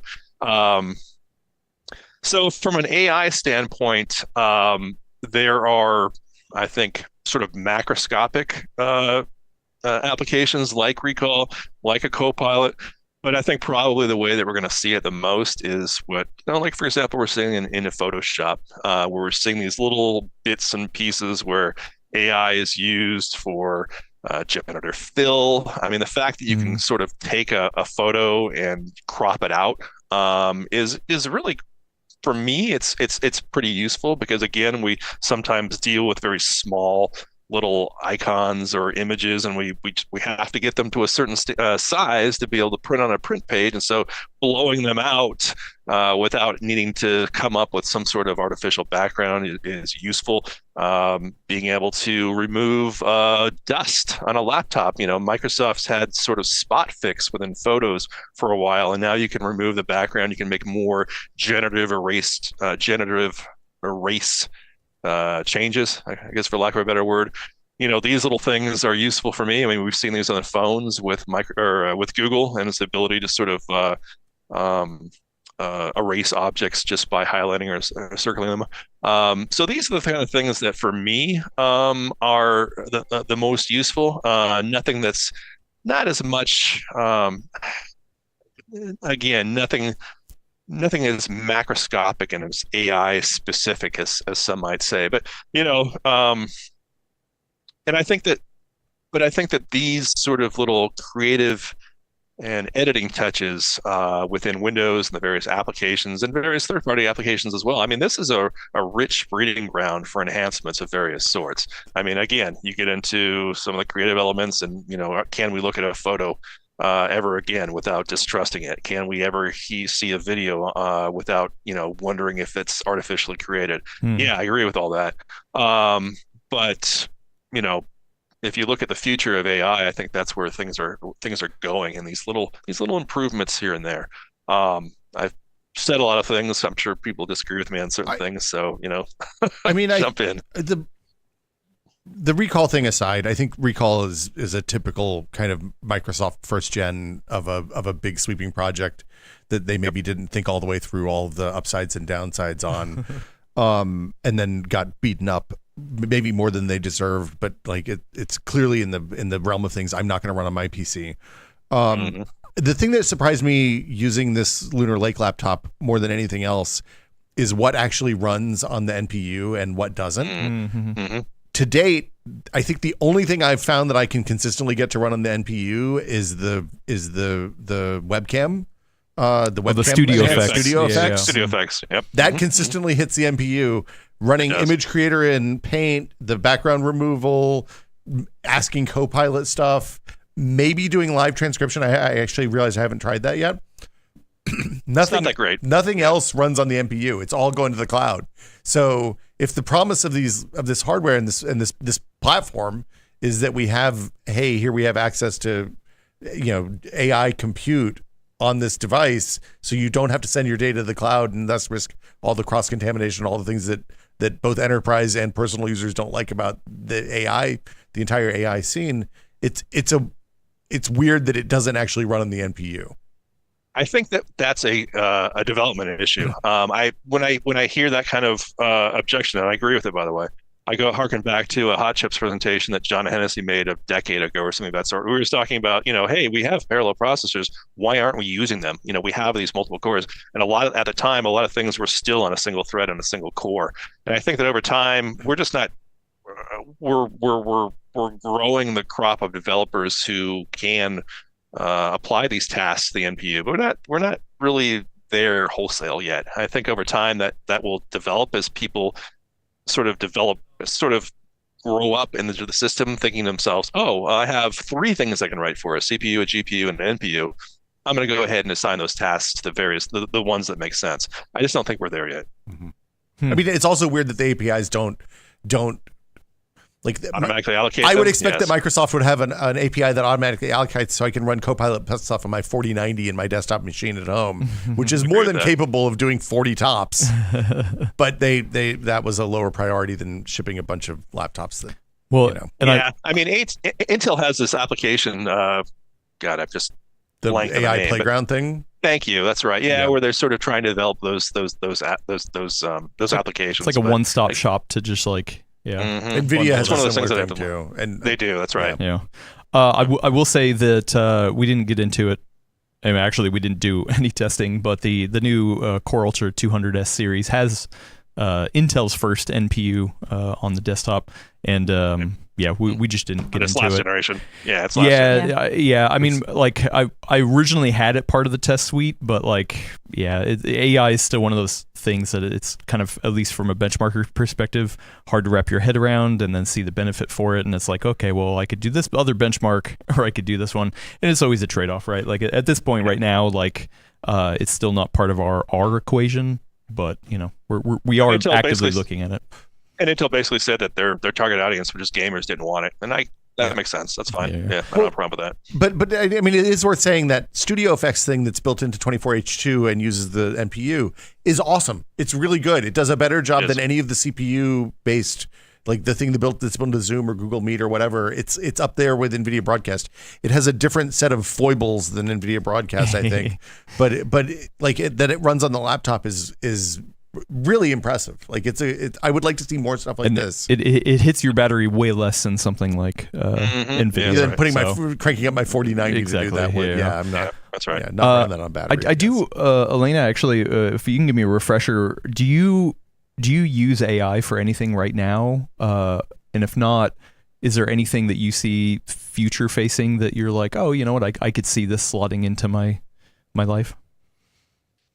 Currently, no. I mean, part of that is due to policies we have around like AI, like, and use of that in images, which is for me, from a work perspective, is primarily where I would want it to be. Like, I am all thumbs when it comes to anything graphic design related. It is like, it's not even laughably bad. It's just painfully bad how long it takes me to do things that, like, oh, I have to make a layer and I have to try to like make this like 45% opaque to try to get something that like Mike Kreider or like Rob Schultz or one of our much more talented colleagues can do in like 15 minutes because they have the training, right? And I'm just like fumbling around the dark. So I, as someone who is completely inept at this, would love an AI tool where I'm just like, hey, I have this product shot on a white background or even like a bright blue background. Can you please clip this out and then create some kind of textured background for it so it doesn't look so terrible if I just use the actual product shot that I was given?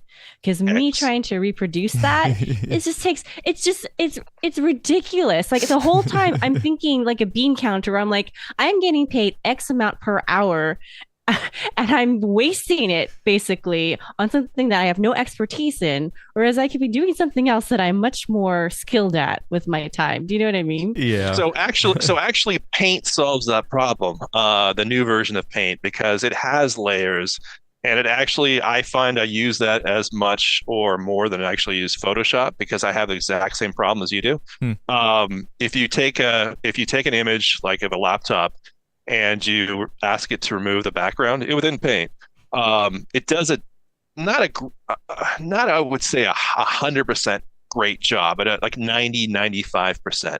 And then if you add another layer, if you essentially add a layer to it, you hide that laptop, you add a layer, and then you ask it to create a custom background. It'll give you what you're looking for there. The problem is the fact that because of our internal editorial restrictions, the fact that I think SEO penalizes us, because if you use an AI background, we really can't do that necessarily. But I look at like what, we have a colleague, Michael Kreider, and the guy's a he's a graphics whiz. I mean, he can just go ahead and whip this stuff up, and I'm the exact same boat as you. I mean, I just loved AI because it gives me an image that's not the same image that everyone else is using. It's interesting, and I can go ahead but no. But even conceptual things, right? Where like sometimes there's not, and that's the other thing that I struggle with, where it's like sometimes I write about things for the site that are conceptual, right? It's like how to protect yourself from, this kind of hacking thing. And it's like, I can use yet another like photo of a hacker, quote unquote, from Unsplash or another royalty-free site. But sometimes it's like Chrome has another vulnerability. So it's like, what's an interesting way I can use the Chrome logo that like suggests something dangerous, like something like a red kind of tint to it or some kind of thing, right? But I have to sit there, and as a non-visual person, I'm like, how do I make this not look like crap? right? And then like as we were just saying, like you go to Kreider and he's just like, I got you. And like 10 minutes later, he's done something exactly what you were hoping for, but could not even verbalize to him. Well, can you be real clear though, just in case people don't understand our editorial policy for this stuff? We've mentioned it a couple times, but Elena, can you just a high level recap? We are currently not using AI generated images for our stories or text, except if they're about AI. Yes. I mean, obviously text. I mean, why would I? I know. I'm just to be very clear. Yeah. We're not praise the machine. I'm just saying, to be very clear, we don't use AI for text either. It's no, we don't use AI to write. What's the impetus for is it a copyright thing or is it a or editorial policy? Okay. I mean, I don't want to speak out of turn, but my interpretation of the conversations we've had, and we can ask Brad next. When he comes back next week, is that it has partially to do with copyright, but also it has to do partially with what resonates well with audiences. Because like I'll admit it personally, like if I see an AI generated dude of like, I think I did this for like a current walking challenge that I set up for work, or it's just like an AI generated image of a dude holding like pizzas, and it just looks so bad. It just looks so like very obviously not like human created art. You know what I mean? Well, I somebody asked me once, and my answer has remained the same, which is, if AI reverts the work to the mean, right? It produces basically the average of all the work that goes into it. And I like to think, as somebody who was paid professionally to write for a long time, that my work is better than the average.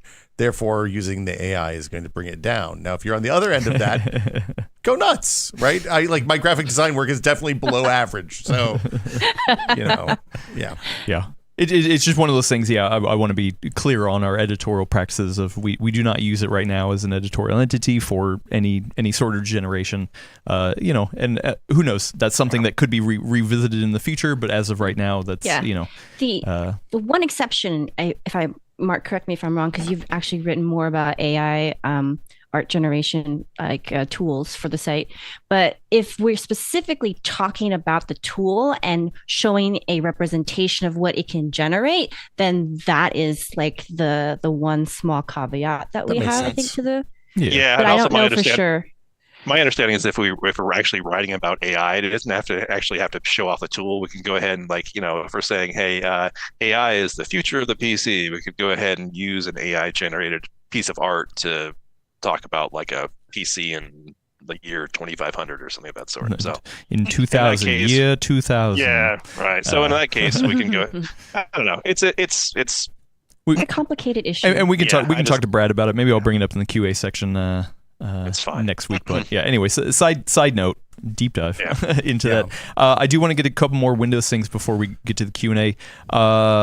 Mark, right now, where do you think? Can you give us any insight on what you think Windows 12 is going to be, when it's going to come out? The new policy practices around it. Are you going to which hardware is going to dump off in the future? Anything you can glimpse from the future from your crystal ball? Well, I mean, Microsoft continues to roll out like a major update. Well, I should say now it continues to roll out a major update once per year. So, we have just had 24H2 launch, in September, October timeframe. We should essentially expect 25H2, whatever we call it, to roll out around the same timeframe next year. The interesting thing, of course, with Windows these days is the fact that it's not one monolithic release. Most of the applications within Windows have their own development timeframes. They have their own updates. Those kind of roll out whenever Microsoft sort of deems it to be. We've seen, we don't really see, we can see Microsoft project that they're going to roll like updates to specific apps around in a specific time frame associated with a feature release. They don't necessarily hold that. They go ahead and release them early, or sometimes they'll A/B test things, or sometimes they'll release things and then pull them back. I think there's a non-zero chance, honestly, that Recall never gets released. I mean, just because of the fact that we've had some really interesting practical updates in the past. This the sets concept, which was essentially just this tabbed window of things that looked like a web browser where you'd have File Explorer and settings and various things just in this unified window. Well, it came to be in terms of File Explorer, but that was basically it. And there's no reason why we couldn't apply that to a variety of other applications within Windows. So for some reason, Microsoft took this very practical update to Windows and kind of minimized it. So, if Recall is going to get a lot of negative backlash, I mean, I could conceivably see them just saying, just forget about it, or making it available just to specific. I don't know if organizations tell Microsoft that's something they want, I could see that being made specifically for organizations. I mean, Microsoft seems to believe much more in AI and CoPilot as a tool for their customers to make money. And really, I said, make money for them or make money for their customers, because they charge extra for CoPilot on your organization, right? Yes, that's right. Yeah, both hopefully. But I mean, they've had things like Power BI for years now, which is essentially just business intelligence for add-ons to Excel and so forth. So they're very much in the vein of, okay, yes, let's go ahead and try to allow our customers to make money and charge them for the privilege too. So consumers, I think, are going to take a back seat to that. So again, I don't know if Recall will roll out or not, but I think there's the possibility that it will just never see the light of day. As far as next generation Windows is concerned, I mean, it's very clear that this is just, we're going to basically see these trends continue. Microsoft's going to stick AIs into as much as it possibly can. You're going to see probably better integration or tighter integration between the mobile space, Android and so forth, because it doesn't have as much input and insight into the iPhone. Expect, I would think, to see just, like I said, as many apps as possible to get AI featured. I think Microsoft sort of sees AI as a rich, I'll use the term fertilizer. I'm not sure it has negative impact and so forth, but I mean, it is the thing in which various flowers can grow. I've described it as fertilizer Mark, often. Yes. I was gonna say, Mark, are you trying to imply something about this? No, not at all. But I'm just saying that AI can be used as a tool to enhance various things. And I think Microsoft certainly sees it as such. And that's not a pejorative either. I got a good question from chat. Brandon asks, do you think an NPU will be a requirement for Windows 12? If they're going to push so much heavily into AI, could they just require it? And that maybe that's the next stopgap where it's like, hey, sorry, your hardware doesn't support this, so you never get it. Kind of like the TPM was. Well, that would if we thought that not requiring a TPM was going to knock out a lot of hardware, right? An NPU. I think that's a bridge too far for right now. I mean, really, when you think about it, Microsoft has some real concerns about fragmentation. I mean, for a long time, Microsoft did everything hook and crook to get people onto Windows 11 from Windows 10. I mean, the next phase of that, of course, is when Windows 10 ends support in about a year's time. But again, we've got fragmentation right now. We've got Copilot. We've got Windows on ARM. The Copilot. We've got Copilot PCs, which are kind of synonymous with one another, but not necessarily. We're going to have just a lot of different sort of different user types. People who are into gaming. People into people are going to have an NPU, people are not going to have an NPU. And I think if Microsoft, I don't know. I mean, you can see this in a couple of different ways. Requiring an NPU tries to bring everyone back into a common platform. But again, if you do that, there's going to be a significant part of the user base who says, I want nothing to do with this. So I'm not entirely certain where that debate ends up. I think at some point in time you will see that come to. I think that at some point in time, I think that becomes a requirement. But when and where, I don't know. You mentioned Windows 10. Let's get to that. The end of life or the end of official support. Like what does that look like? Just so people, or clearly understand when that day hits. What does that mean? So in about a year's time, Windows 10 ends support. At that point in time, they just all the computers blue screen. It's you just can't use it anymore. But it's just like any other operating system ending support. You just don't have official patches, unless, and of course, there is in this case there is an escape route. You can pay fees to have your PC supported for. I'm not even sure if they've necessarily indicated how long up to it's going 3 to be. years is what it seemed Thank like. you. Okay, yeah. I don't know if that was a few months ago. That might have changed. Also, is that an end user thing? I've heard that's actually more of a corporate thing. Like usually it's corporate, but this is kind of a new thing when they announced it that you could do it as an individual consumer. Yeah. That was highly unusual to see. But that doesn't get you updates. That gets you security. Yeah. Well, the two kind of go hand in hand, I suppose, in a way, because I mean, a security. Feature updates. Yeah, there's no more feature updates. In fact, there's really not many more feature updates right now, as a matter of fact. I mean, all the development's on Windows 11. So yes, if you want to maintain Windows 10 because you like the look and feel, you like the stability of it, but you don't want to get, theoretically hacked or, anything of that sort, you can go ahead and pay for these updates, and those will keep you safe and secure for a couple more years longer. But, Microsoft really wants you on Windows 11 because it has, up-to-date hardware, up-to-date security. Again, whether you buy that or not, it's up to you, but that's where Microsoft wants you to be. And so what is your recommendation right now? Do you think people generally should be, if they can, obviously because there's hardware requirements, if they can, do you think people should be moving to Windows 11? Do you think, hey, people should actually pony up the dough to get those security updates? Like, do you have any official recommendations? Well, at this point in time, I started out, my original review of Windows 11 was that it was unnecessary. And for a long time, I continued to feel that way, probably, in 2 or 3 years into its lifetime. I think at this point in time, there is just, I think that there's enough there to justify moving over. There's a lot that somebody coming over from Windows 10 is going to find different and unfriendly. Again, we've gone through all the things with the start menu, we've gone through all the things with the taskbar. Windows 10 is, I would say, a much more consumer-friendly operating system, and probably, arguably, maybe still is. But Microsoft has made an effort to go ahead and to make Windows 11, I think, more flexible and a little bit more friendly towards those consumers. And I think that, I don't think right now you need to shift over, but I think at some point in time next year, before you're forced into it, I think you're going to have to consider upgrading. That's just the way it is. I dug into our archives because I was like, wait a second, I feel like I saw something more recent. So what we were talking about was based on, I think, the initial news that broke last year, almost a year ago, but there was an update in April, and they actually clarified that it's only like typical previous versions of Windows, that this is only really available to businesses and educational institutions. So consumers basically have a choice of unsupported or Windows 11 or Linux or Chrome OS. So I think that kind of changed our discussion a little bit. Wow.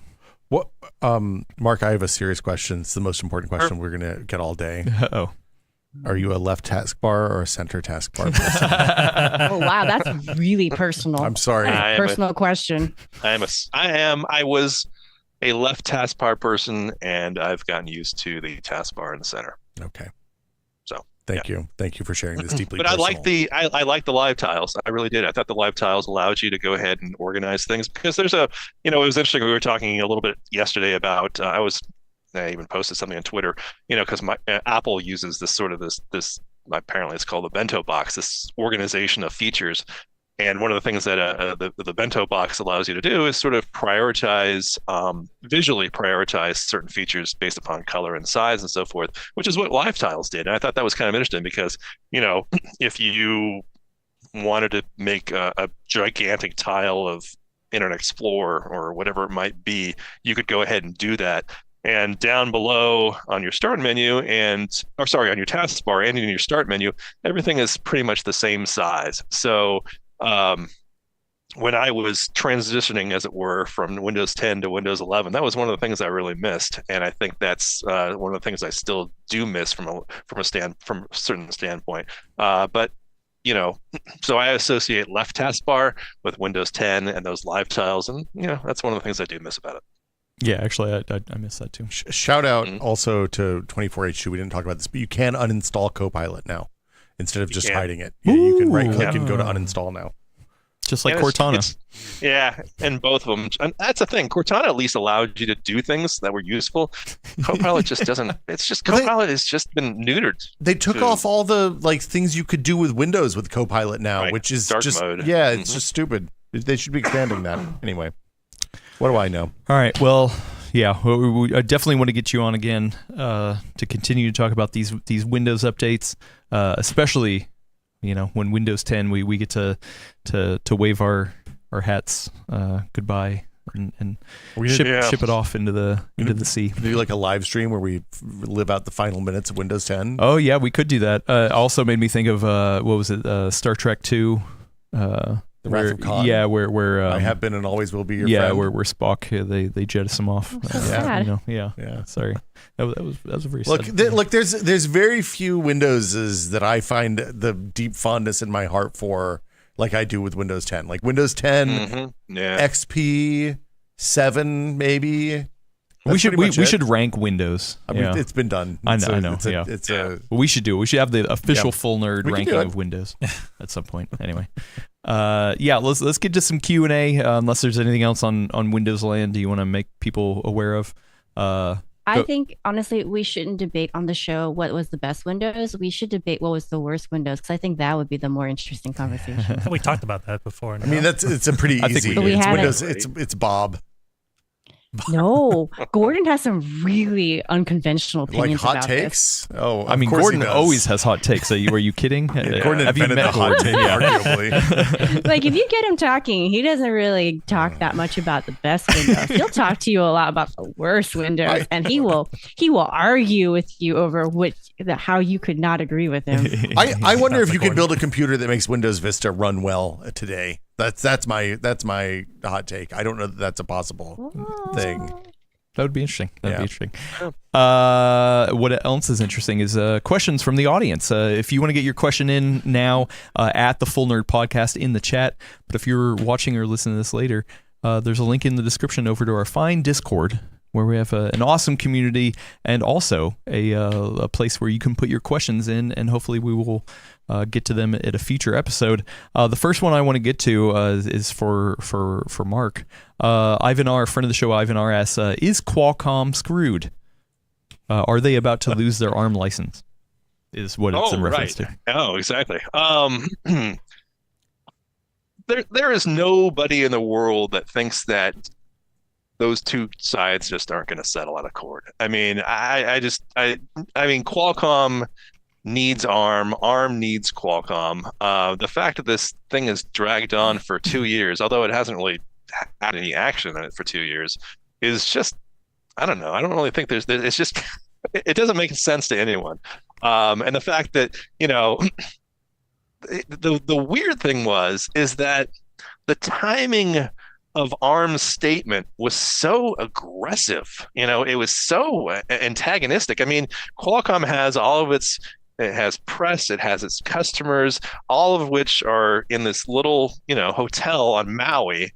And then ARM drops this bombshell on them that says, hey, you need to, you're hosed, guys. We're gonna, and so I would think that. So I really do think that Qualcomm and ARM are going to settle it somehow. I'm not sure exactly how that's going to be. I'm not sure what sort of terms ARM's going to be able to extract from Qualcomm, but I cannot see Qualcomm going forward without an ARM license. Maybe it's. Yeah, there's a 60-day time limit on the notice too. From there is, and it's timed, to about the beginning of when the trial starts, which again is just interesting. It felt antagonistic. So I don't think Qualcomm's screwed.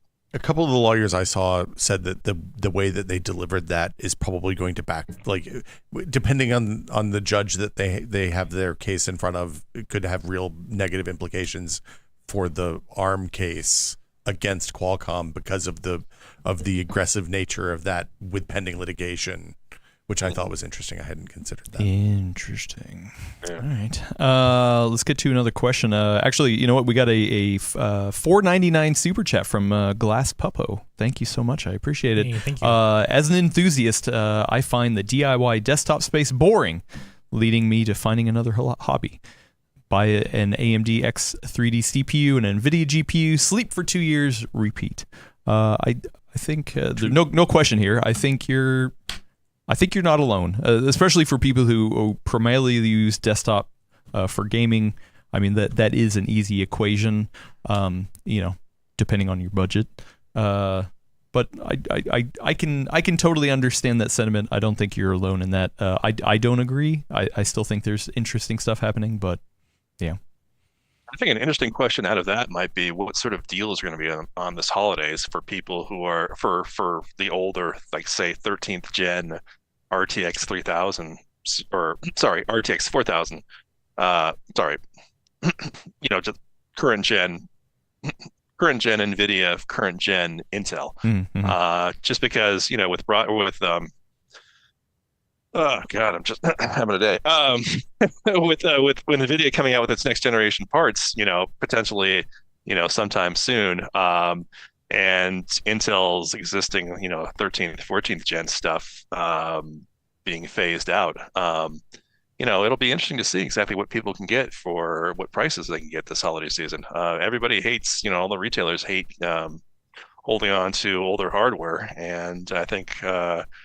Once NVIDIA comes out with its latest, GPUs, will people want to get? Will retailers dump the older stuff? I don't really know. Well, and then there's always wildcard stuff like, hey, you can get a 5700 X3D for an AM4 board that is still like near the top of the performance charts for gaming specifically. For gaming explicitly, yeah. Mm-hmm. Yeah, interesting. Friend of the show, Bambi Sparkles asks, more pink PC parts in 2025? Please say yes.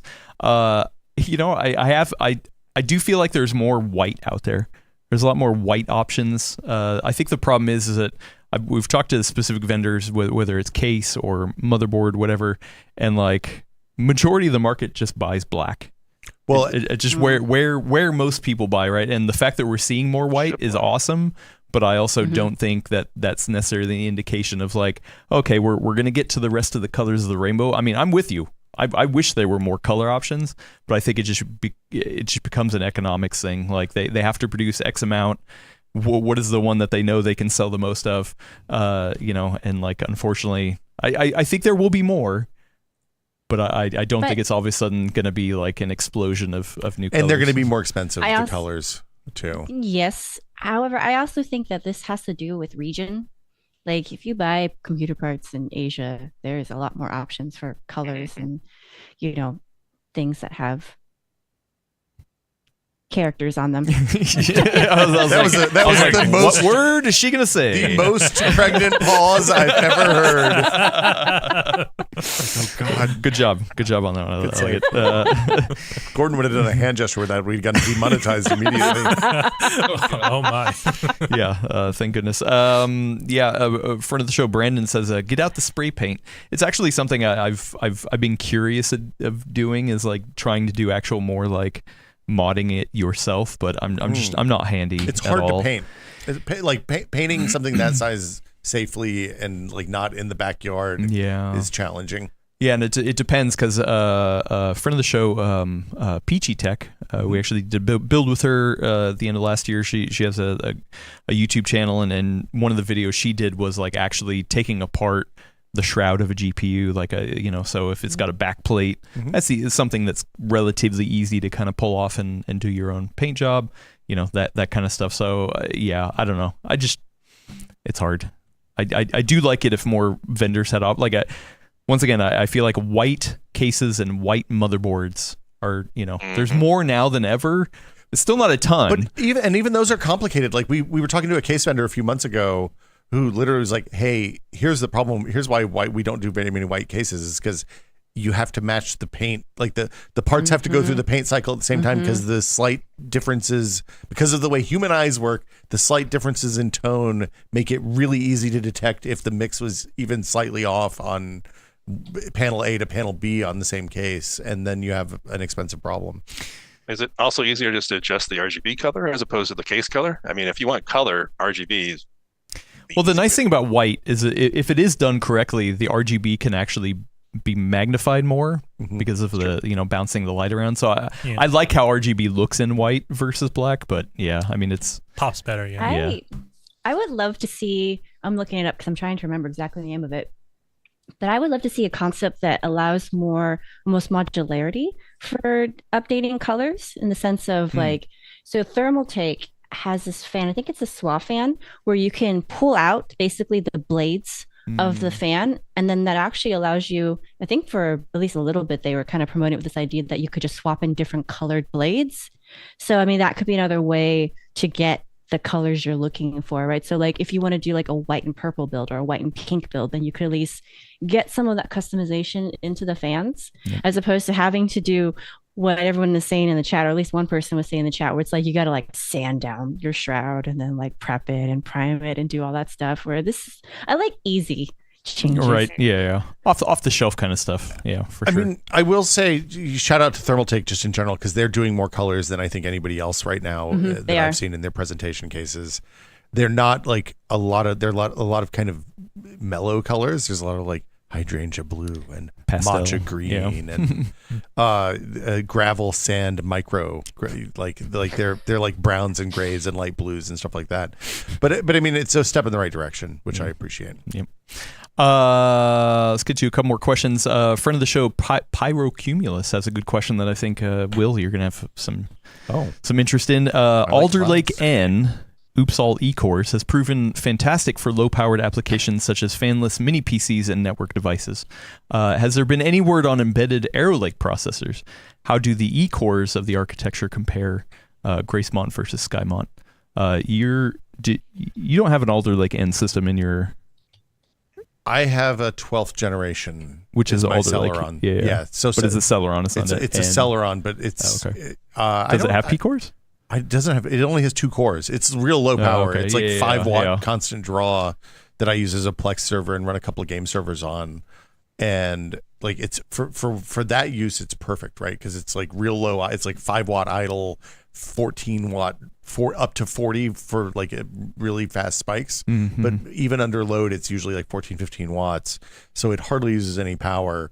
But it like, since it's using the GPU, Intel QuickSync video transcode for like a Plex server, it's very performant. But you did test something else out recently. So I've been testing this MSI. It's a NUC size. I don't know what that category is called. Like little tiny mini PC, PC. Small form factor. Yeah, and it's a 14th gen. I think it's a 14700. I can't remember. No. That's the one I have. Oh. You have a. I think it's Meteor Lake based, isn't it? I don't think it was Meteor Lake. Oh God, yeah. I did now. I don't remember. I did the thing where I set it up to test it, and then I got the results, and I was like, "Oh, this isn't worth talking about." So I stopped thinking about it. But we can do a short on it if you want. It's interesting. It's way more. The reason I wanted to try it is because the video codec stuff, the QuickSync core, is way more capable than the one in the old Alder Lake machine, and you can do more video streams live. Like we have 2 TVs in the house, so it's not like we need 15 video streams. But where that Celeron kind of chugs if you have 2 video streams going, especially if you're doing anything weird like upscaling to 4K or doing tone mapping or something like that, the new one is more capable and is a little bit faster. So yeah, I mean there seems to be a lot of use case for that, like something that is performant but very low heat, low power, efficiency, stuff like that. I mean, Elena, you love mini PCs. I do. Like, do you love it because of those things, or do you love it just for like size? What are you looking for? Are you looking for something like what's coming in Arrow Lake? I feel like that's a trick question. I mean, like what are your priorities? Because I feel like we know his. But, mine are binary, right? Mine are either it transcodes video and it's seamless, or it doesn't. Like I don't ultimately. Well, but also power. The power consumption is important. Yeah. I mean, I feel like you have different. Yeah. I mean, most of the mini PCs that I work with right now, currently, and use are pretty much just like laptops without a display. So I mean, really, the comparison for me would be, do I want something like Lunar Lake in a mini PC? And the answer would be yes. Right? Yeah. As far as I know, there hasn't been any announcement of embedded parts for that generation. I mean, that's the part that hurts me, right? Because it's like they sold that part of their business off to ASUS. So we'll have to see where ASUS takes that. Have you got any of those recently? I haven't looked at it. Have you got any of those ASUS NUCs in for testing? Have you done any? No, not since they bought that specific part of the business. There was a period where they sent me like their equivalent, but that was actually with like a Ryzen part, was pretty exciting back then. Got it. And just to follow up, that MSI box was a Core 7 150 150U, which is Raptor Lake based. Raptor Lake mobile based. So got it. Okay. But yeah. Anyway. Yeah. It was the QE NUC. Yeah, exactly. Yeah. So yeah, mini pieces are interesting. I did talk to a vendor recently, and they were like, oh yeah, I wish mini PCs were a thing, but I also feel like for the past 10 years it's been like, oh yeah, mini PCs are gonna be a thing, and then they're just never a thing. I think a lot of the places that people would use a mini PC, you get like a Raspberry Pi and a specialized install, and put it in a little tiny box, and it uses no power, and you never have to maintain it. And it solves that problem, right? It fits that same, like that category. There's cheaper options that do the binary job, either it works or it doesn't job, and then there's more expensive options that are more capable and more performant if you want that. Again, as Intel moves to desktop PC or desktop CPUs with less power, maybe we see a resurgence in those because you just don't need the full size cooling. It's hard to beat a $50 Raspberry Pi though when you're selling it. This is also true. Yeah, that's true. Friend of the show, Geneva1G1 gave us a $5 super chat. Thank you so much. Said, when I tried to research this back when Nuvia's license was pulled, wasn't Nuvia ARM v9 and Qualcomm v8? Are they suing over combining v8 and v9? Mark, do you know the details of this? So my understanding is that Qualcomm still has a core license. Ian's going to correct me on the exact terminology because he knows the specifics. I think he fell asleep. So okay, I think of him as per core licenses and architecture license. So my understanding was that Qualcomm has a core license to V8 and V9, and it had an architectural license to V8, and it's okay. So let me back up. Qualcomm core license V8, V9.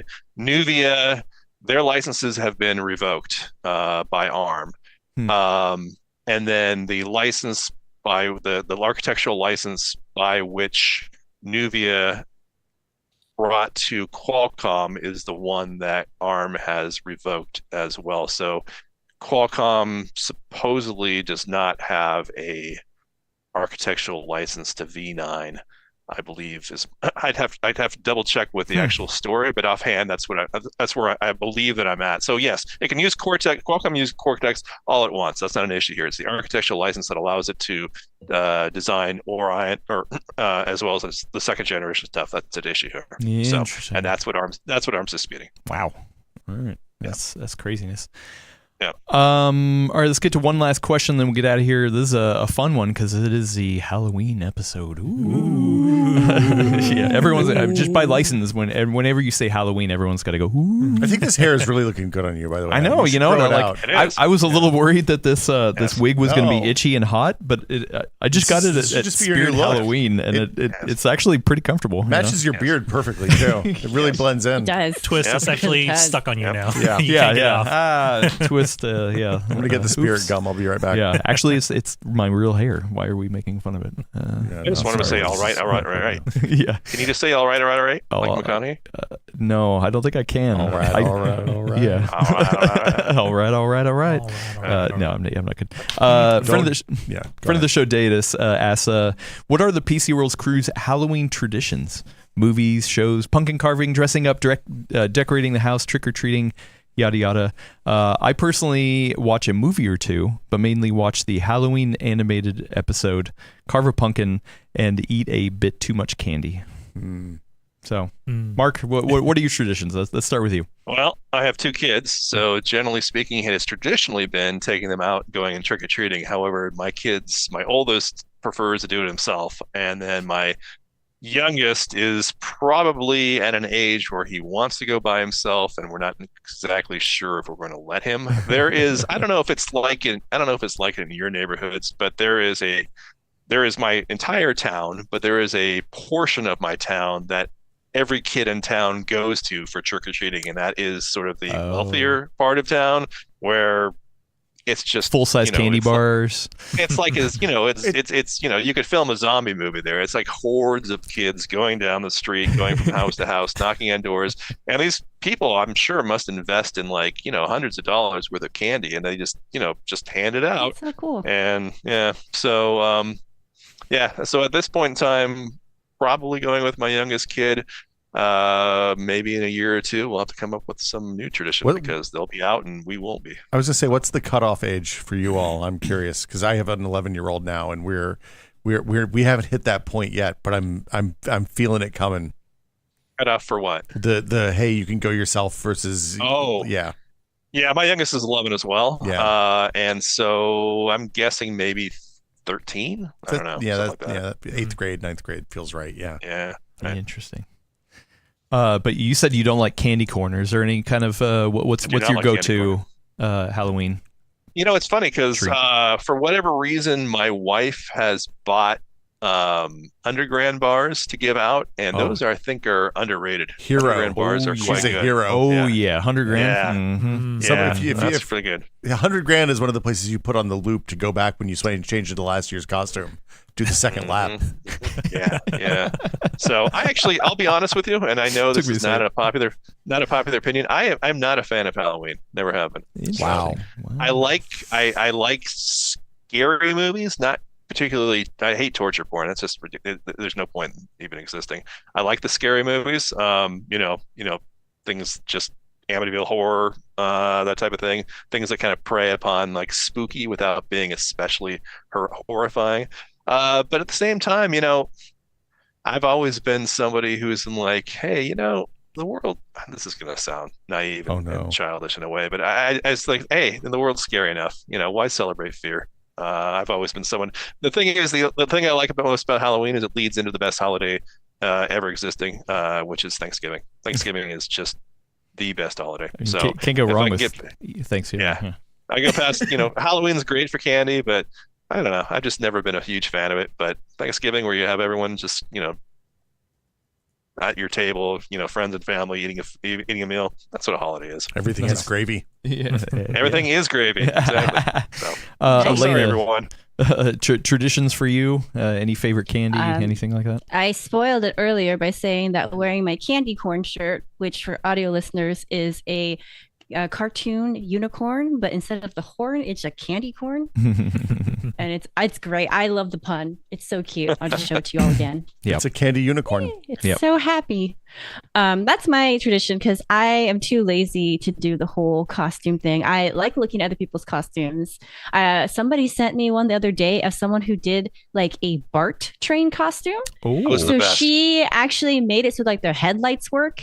That's and amazing. She even like created like a little LEDs, like those like dotted ones to like try to show like the route and everything. That's it's cool. super cool. That is cool. They had the BART sweaters, the ugly sweaters last year. The BART sweaters, those are great. She did a great job, yeah, or they did a great job. I don't know their gender, but they did a great job with it. And I like looking at stuff like that. It's a lot less work too for me just to see what other people have done. I'm not really big into sweets or candy, so that's also why it doesn't appeal to me as much. I mean, it's not bad getting candy on sale the day after, which is pretty great. But I don't eat as much sweets now, and I didn't even eat that much back then. So when I was doing that more often, so for me, it's similar to Mark, where I much prefer just like the coming of like Thanksgiving and like the Christmas or like winter holidays, because I'm all about hanging out with people and just eating a lot of food and catching up. And it's just nice, especially because the weather starts getting a little bit crisper. So it feels nice to be indoors where it's warm and that kind of contrast. I like fall. That's like my favorite season. Right. Same here. Traditions. Well, closing out the humbug section of the Halloween segment. No, What you think the rest of us are all into I know Halloween? where Willis stands. No, I used to. We stopped watering the lawn in the summer during the drought. I thought you were just going to say, yeah, for Halloween, we prepped one summer. We forever? decided not to water the lawn. Yeah, well, That was it. So once you do that, then your yard is basically wrecked for a while. So this is the season our yard was born to play. It's all like gophered up. There's holes. It looks like the apocalypse in there. We've got a bunch of tombstones out. We've got lights. There's a 12-foot spider web.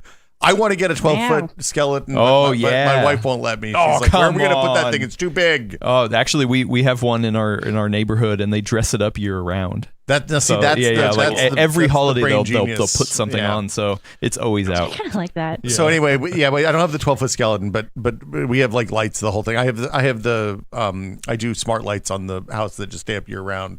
So we have Halloween, St. Patrick's Day, Valentine's, whatever. Nice. And then because we go out trick or treating with the kiddo, I just put a giant bowl of candy on the front stoop and put the Nest up, the smart doorbell, and we have a thing that I can hit the button on remotely, and it makes a noise when people come up.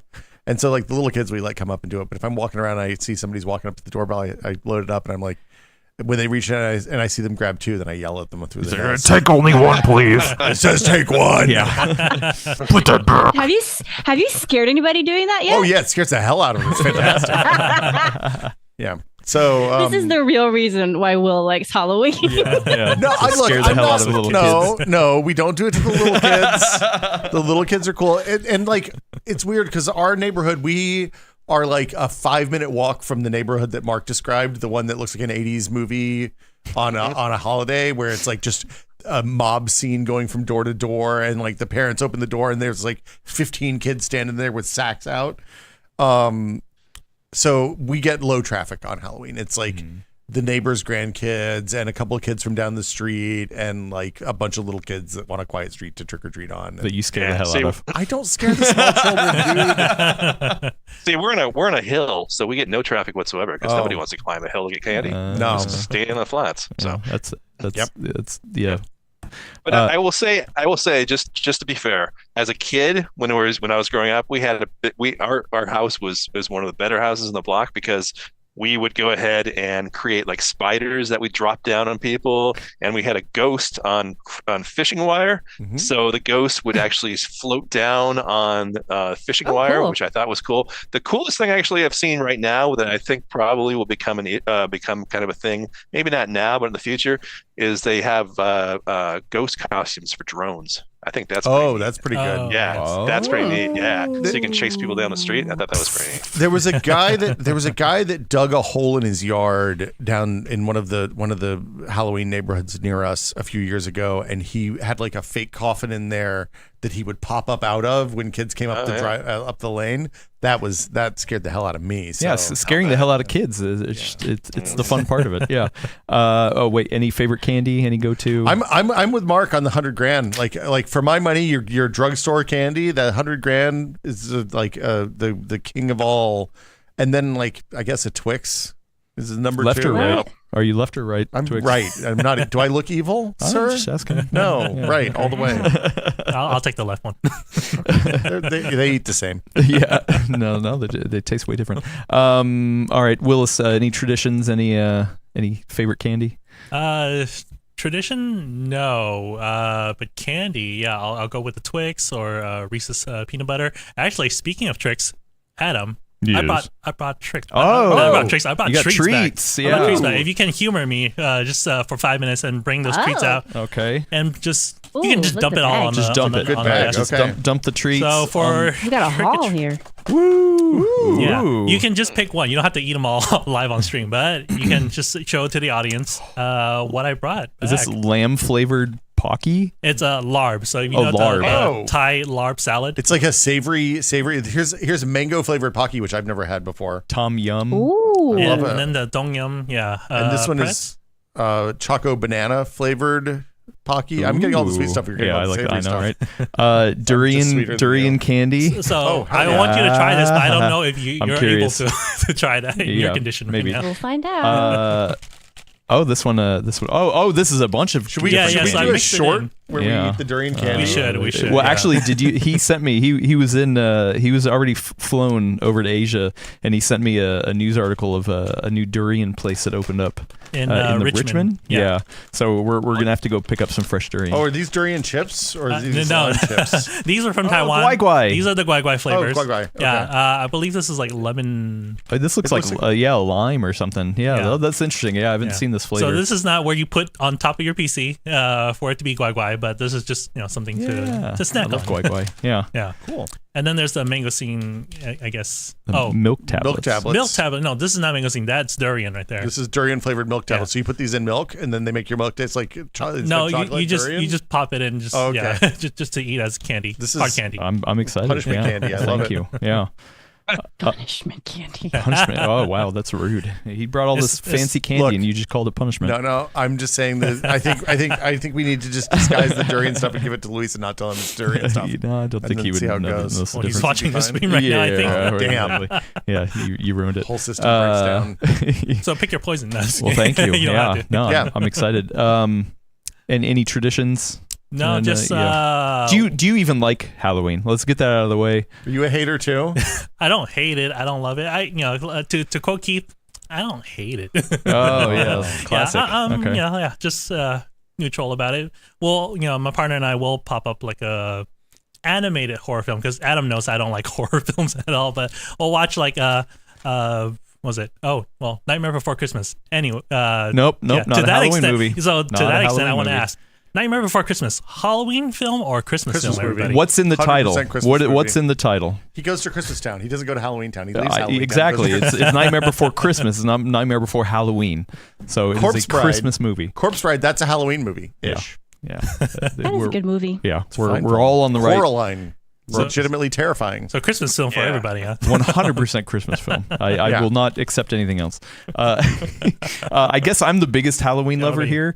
But honestly, like I just celebrate Halloween year round. Like I will, like my wife and I both love horror movies, and we watch a lot of horror movies. Okay. And yeah, like I love horror video games. Obviously, like I talked earlier, You Silent got Hill pneumonia, 2. so you could take a week off. of Silent Hill Silent 2. Hill 2 remake. Like Halloween has always been my favorite holiday of the year.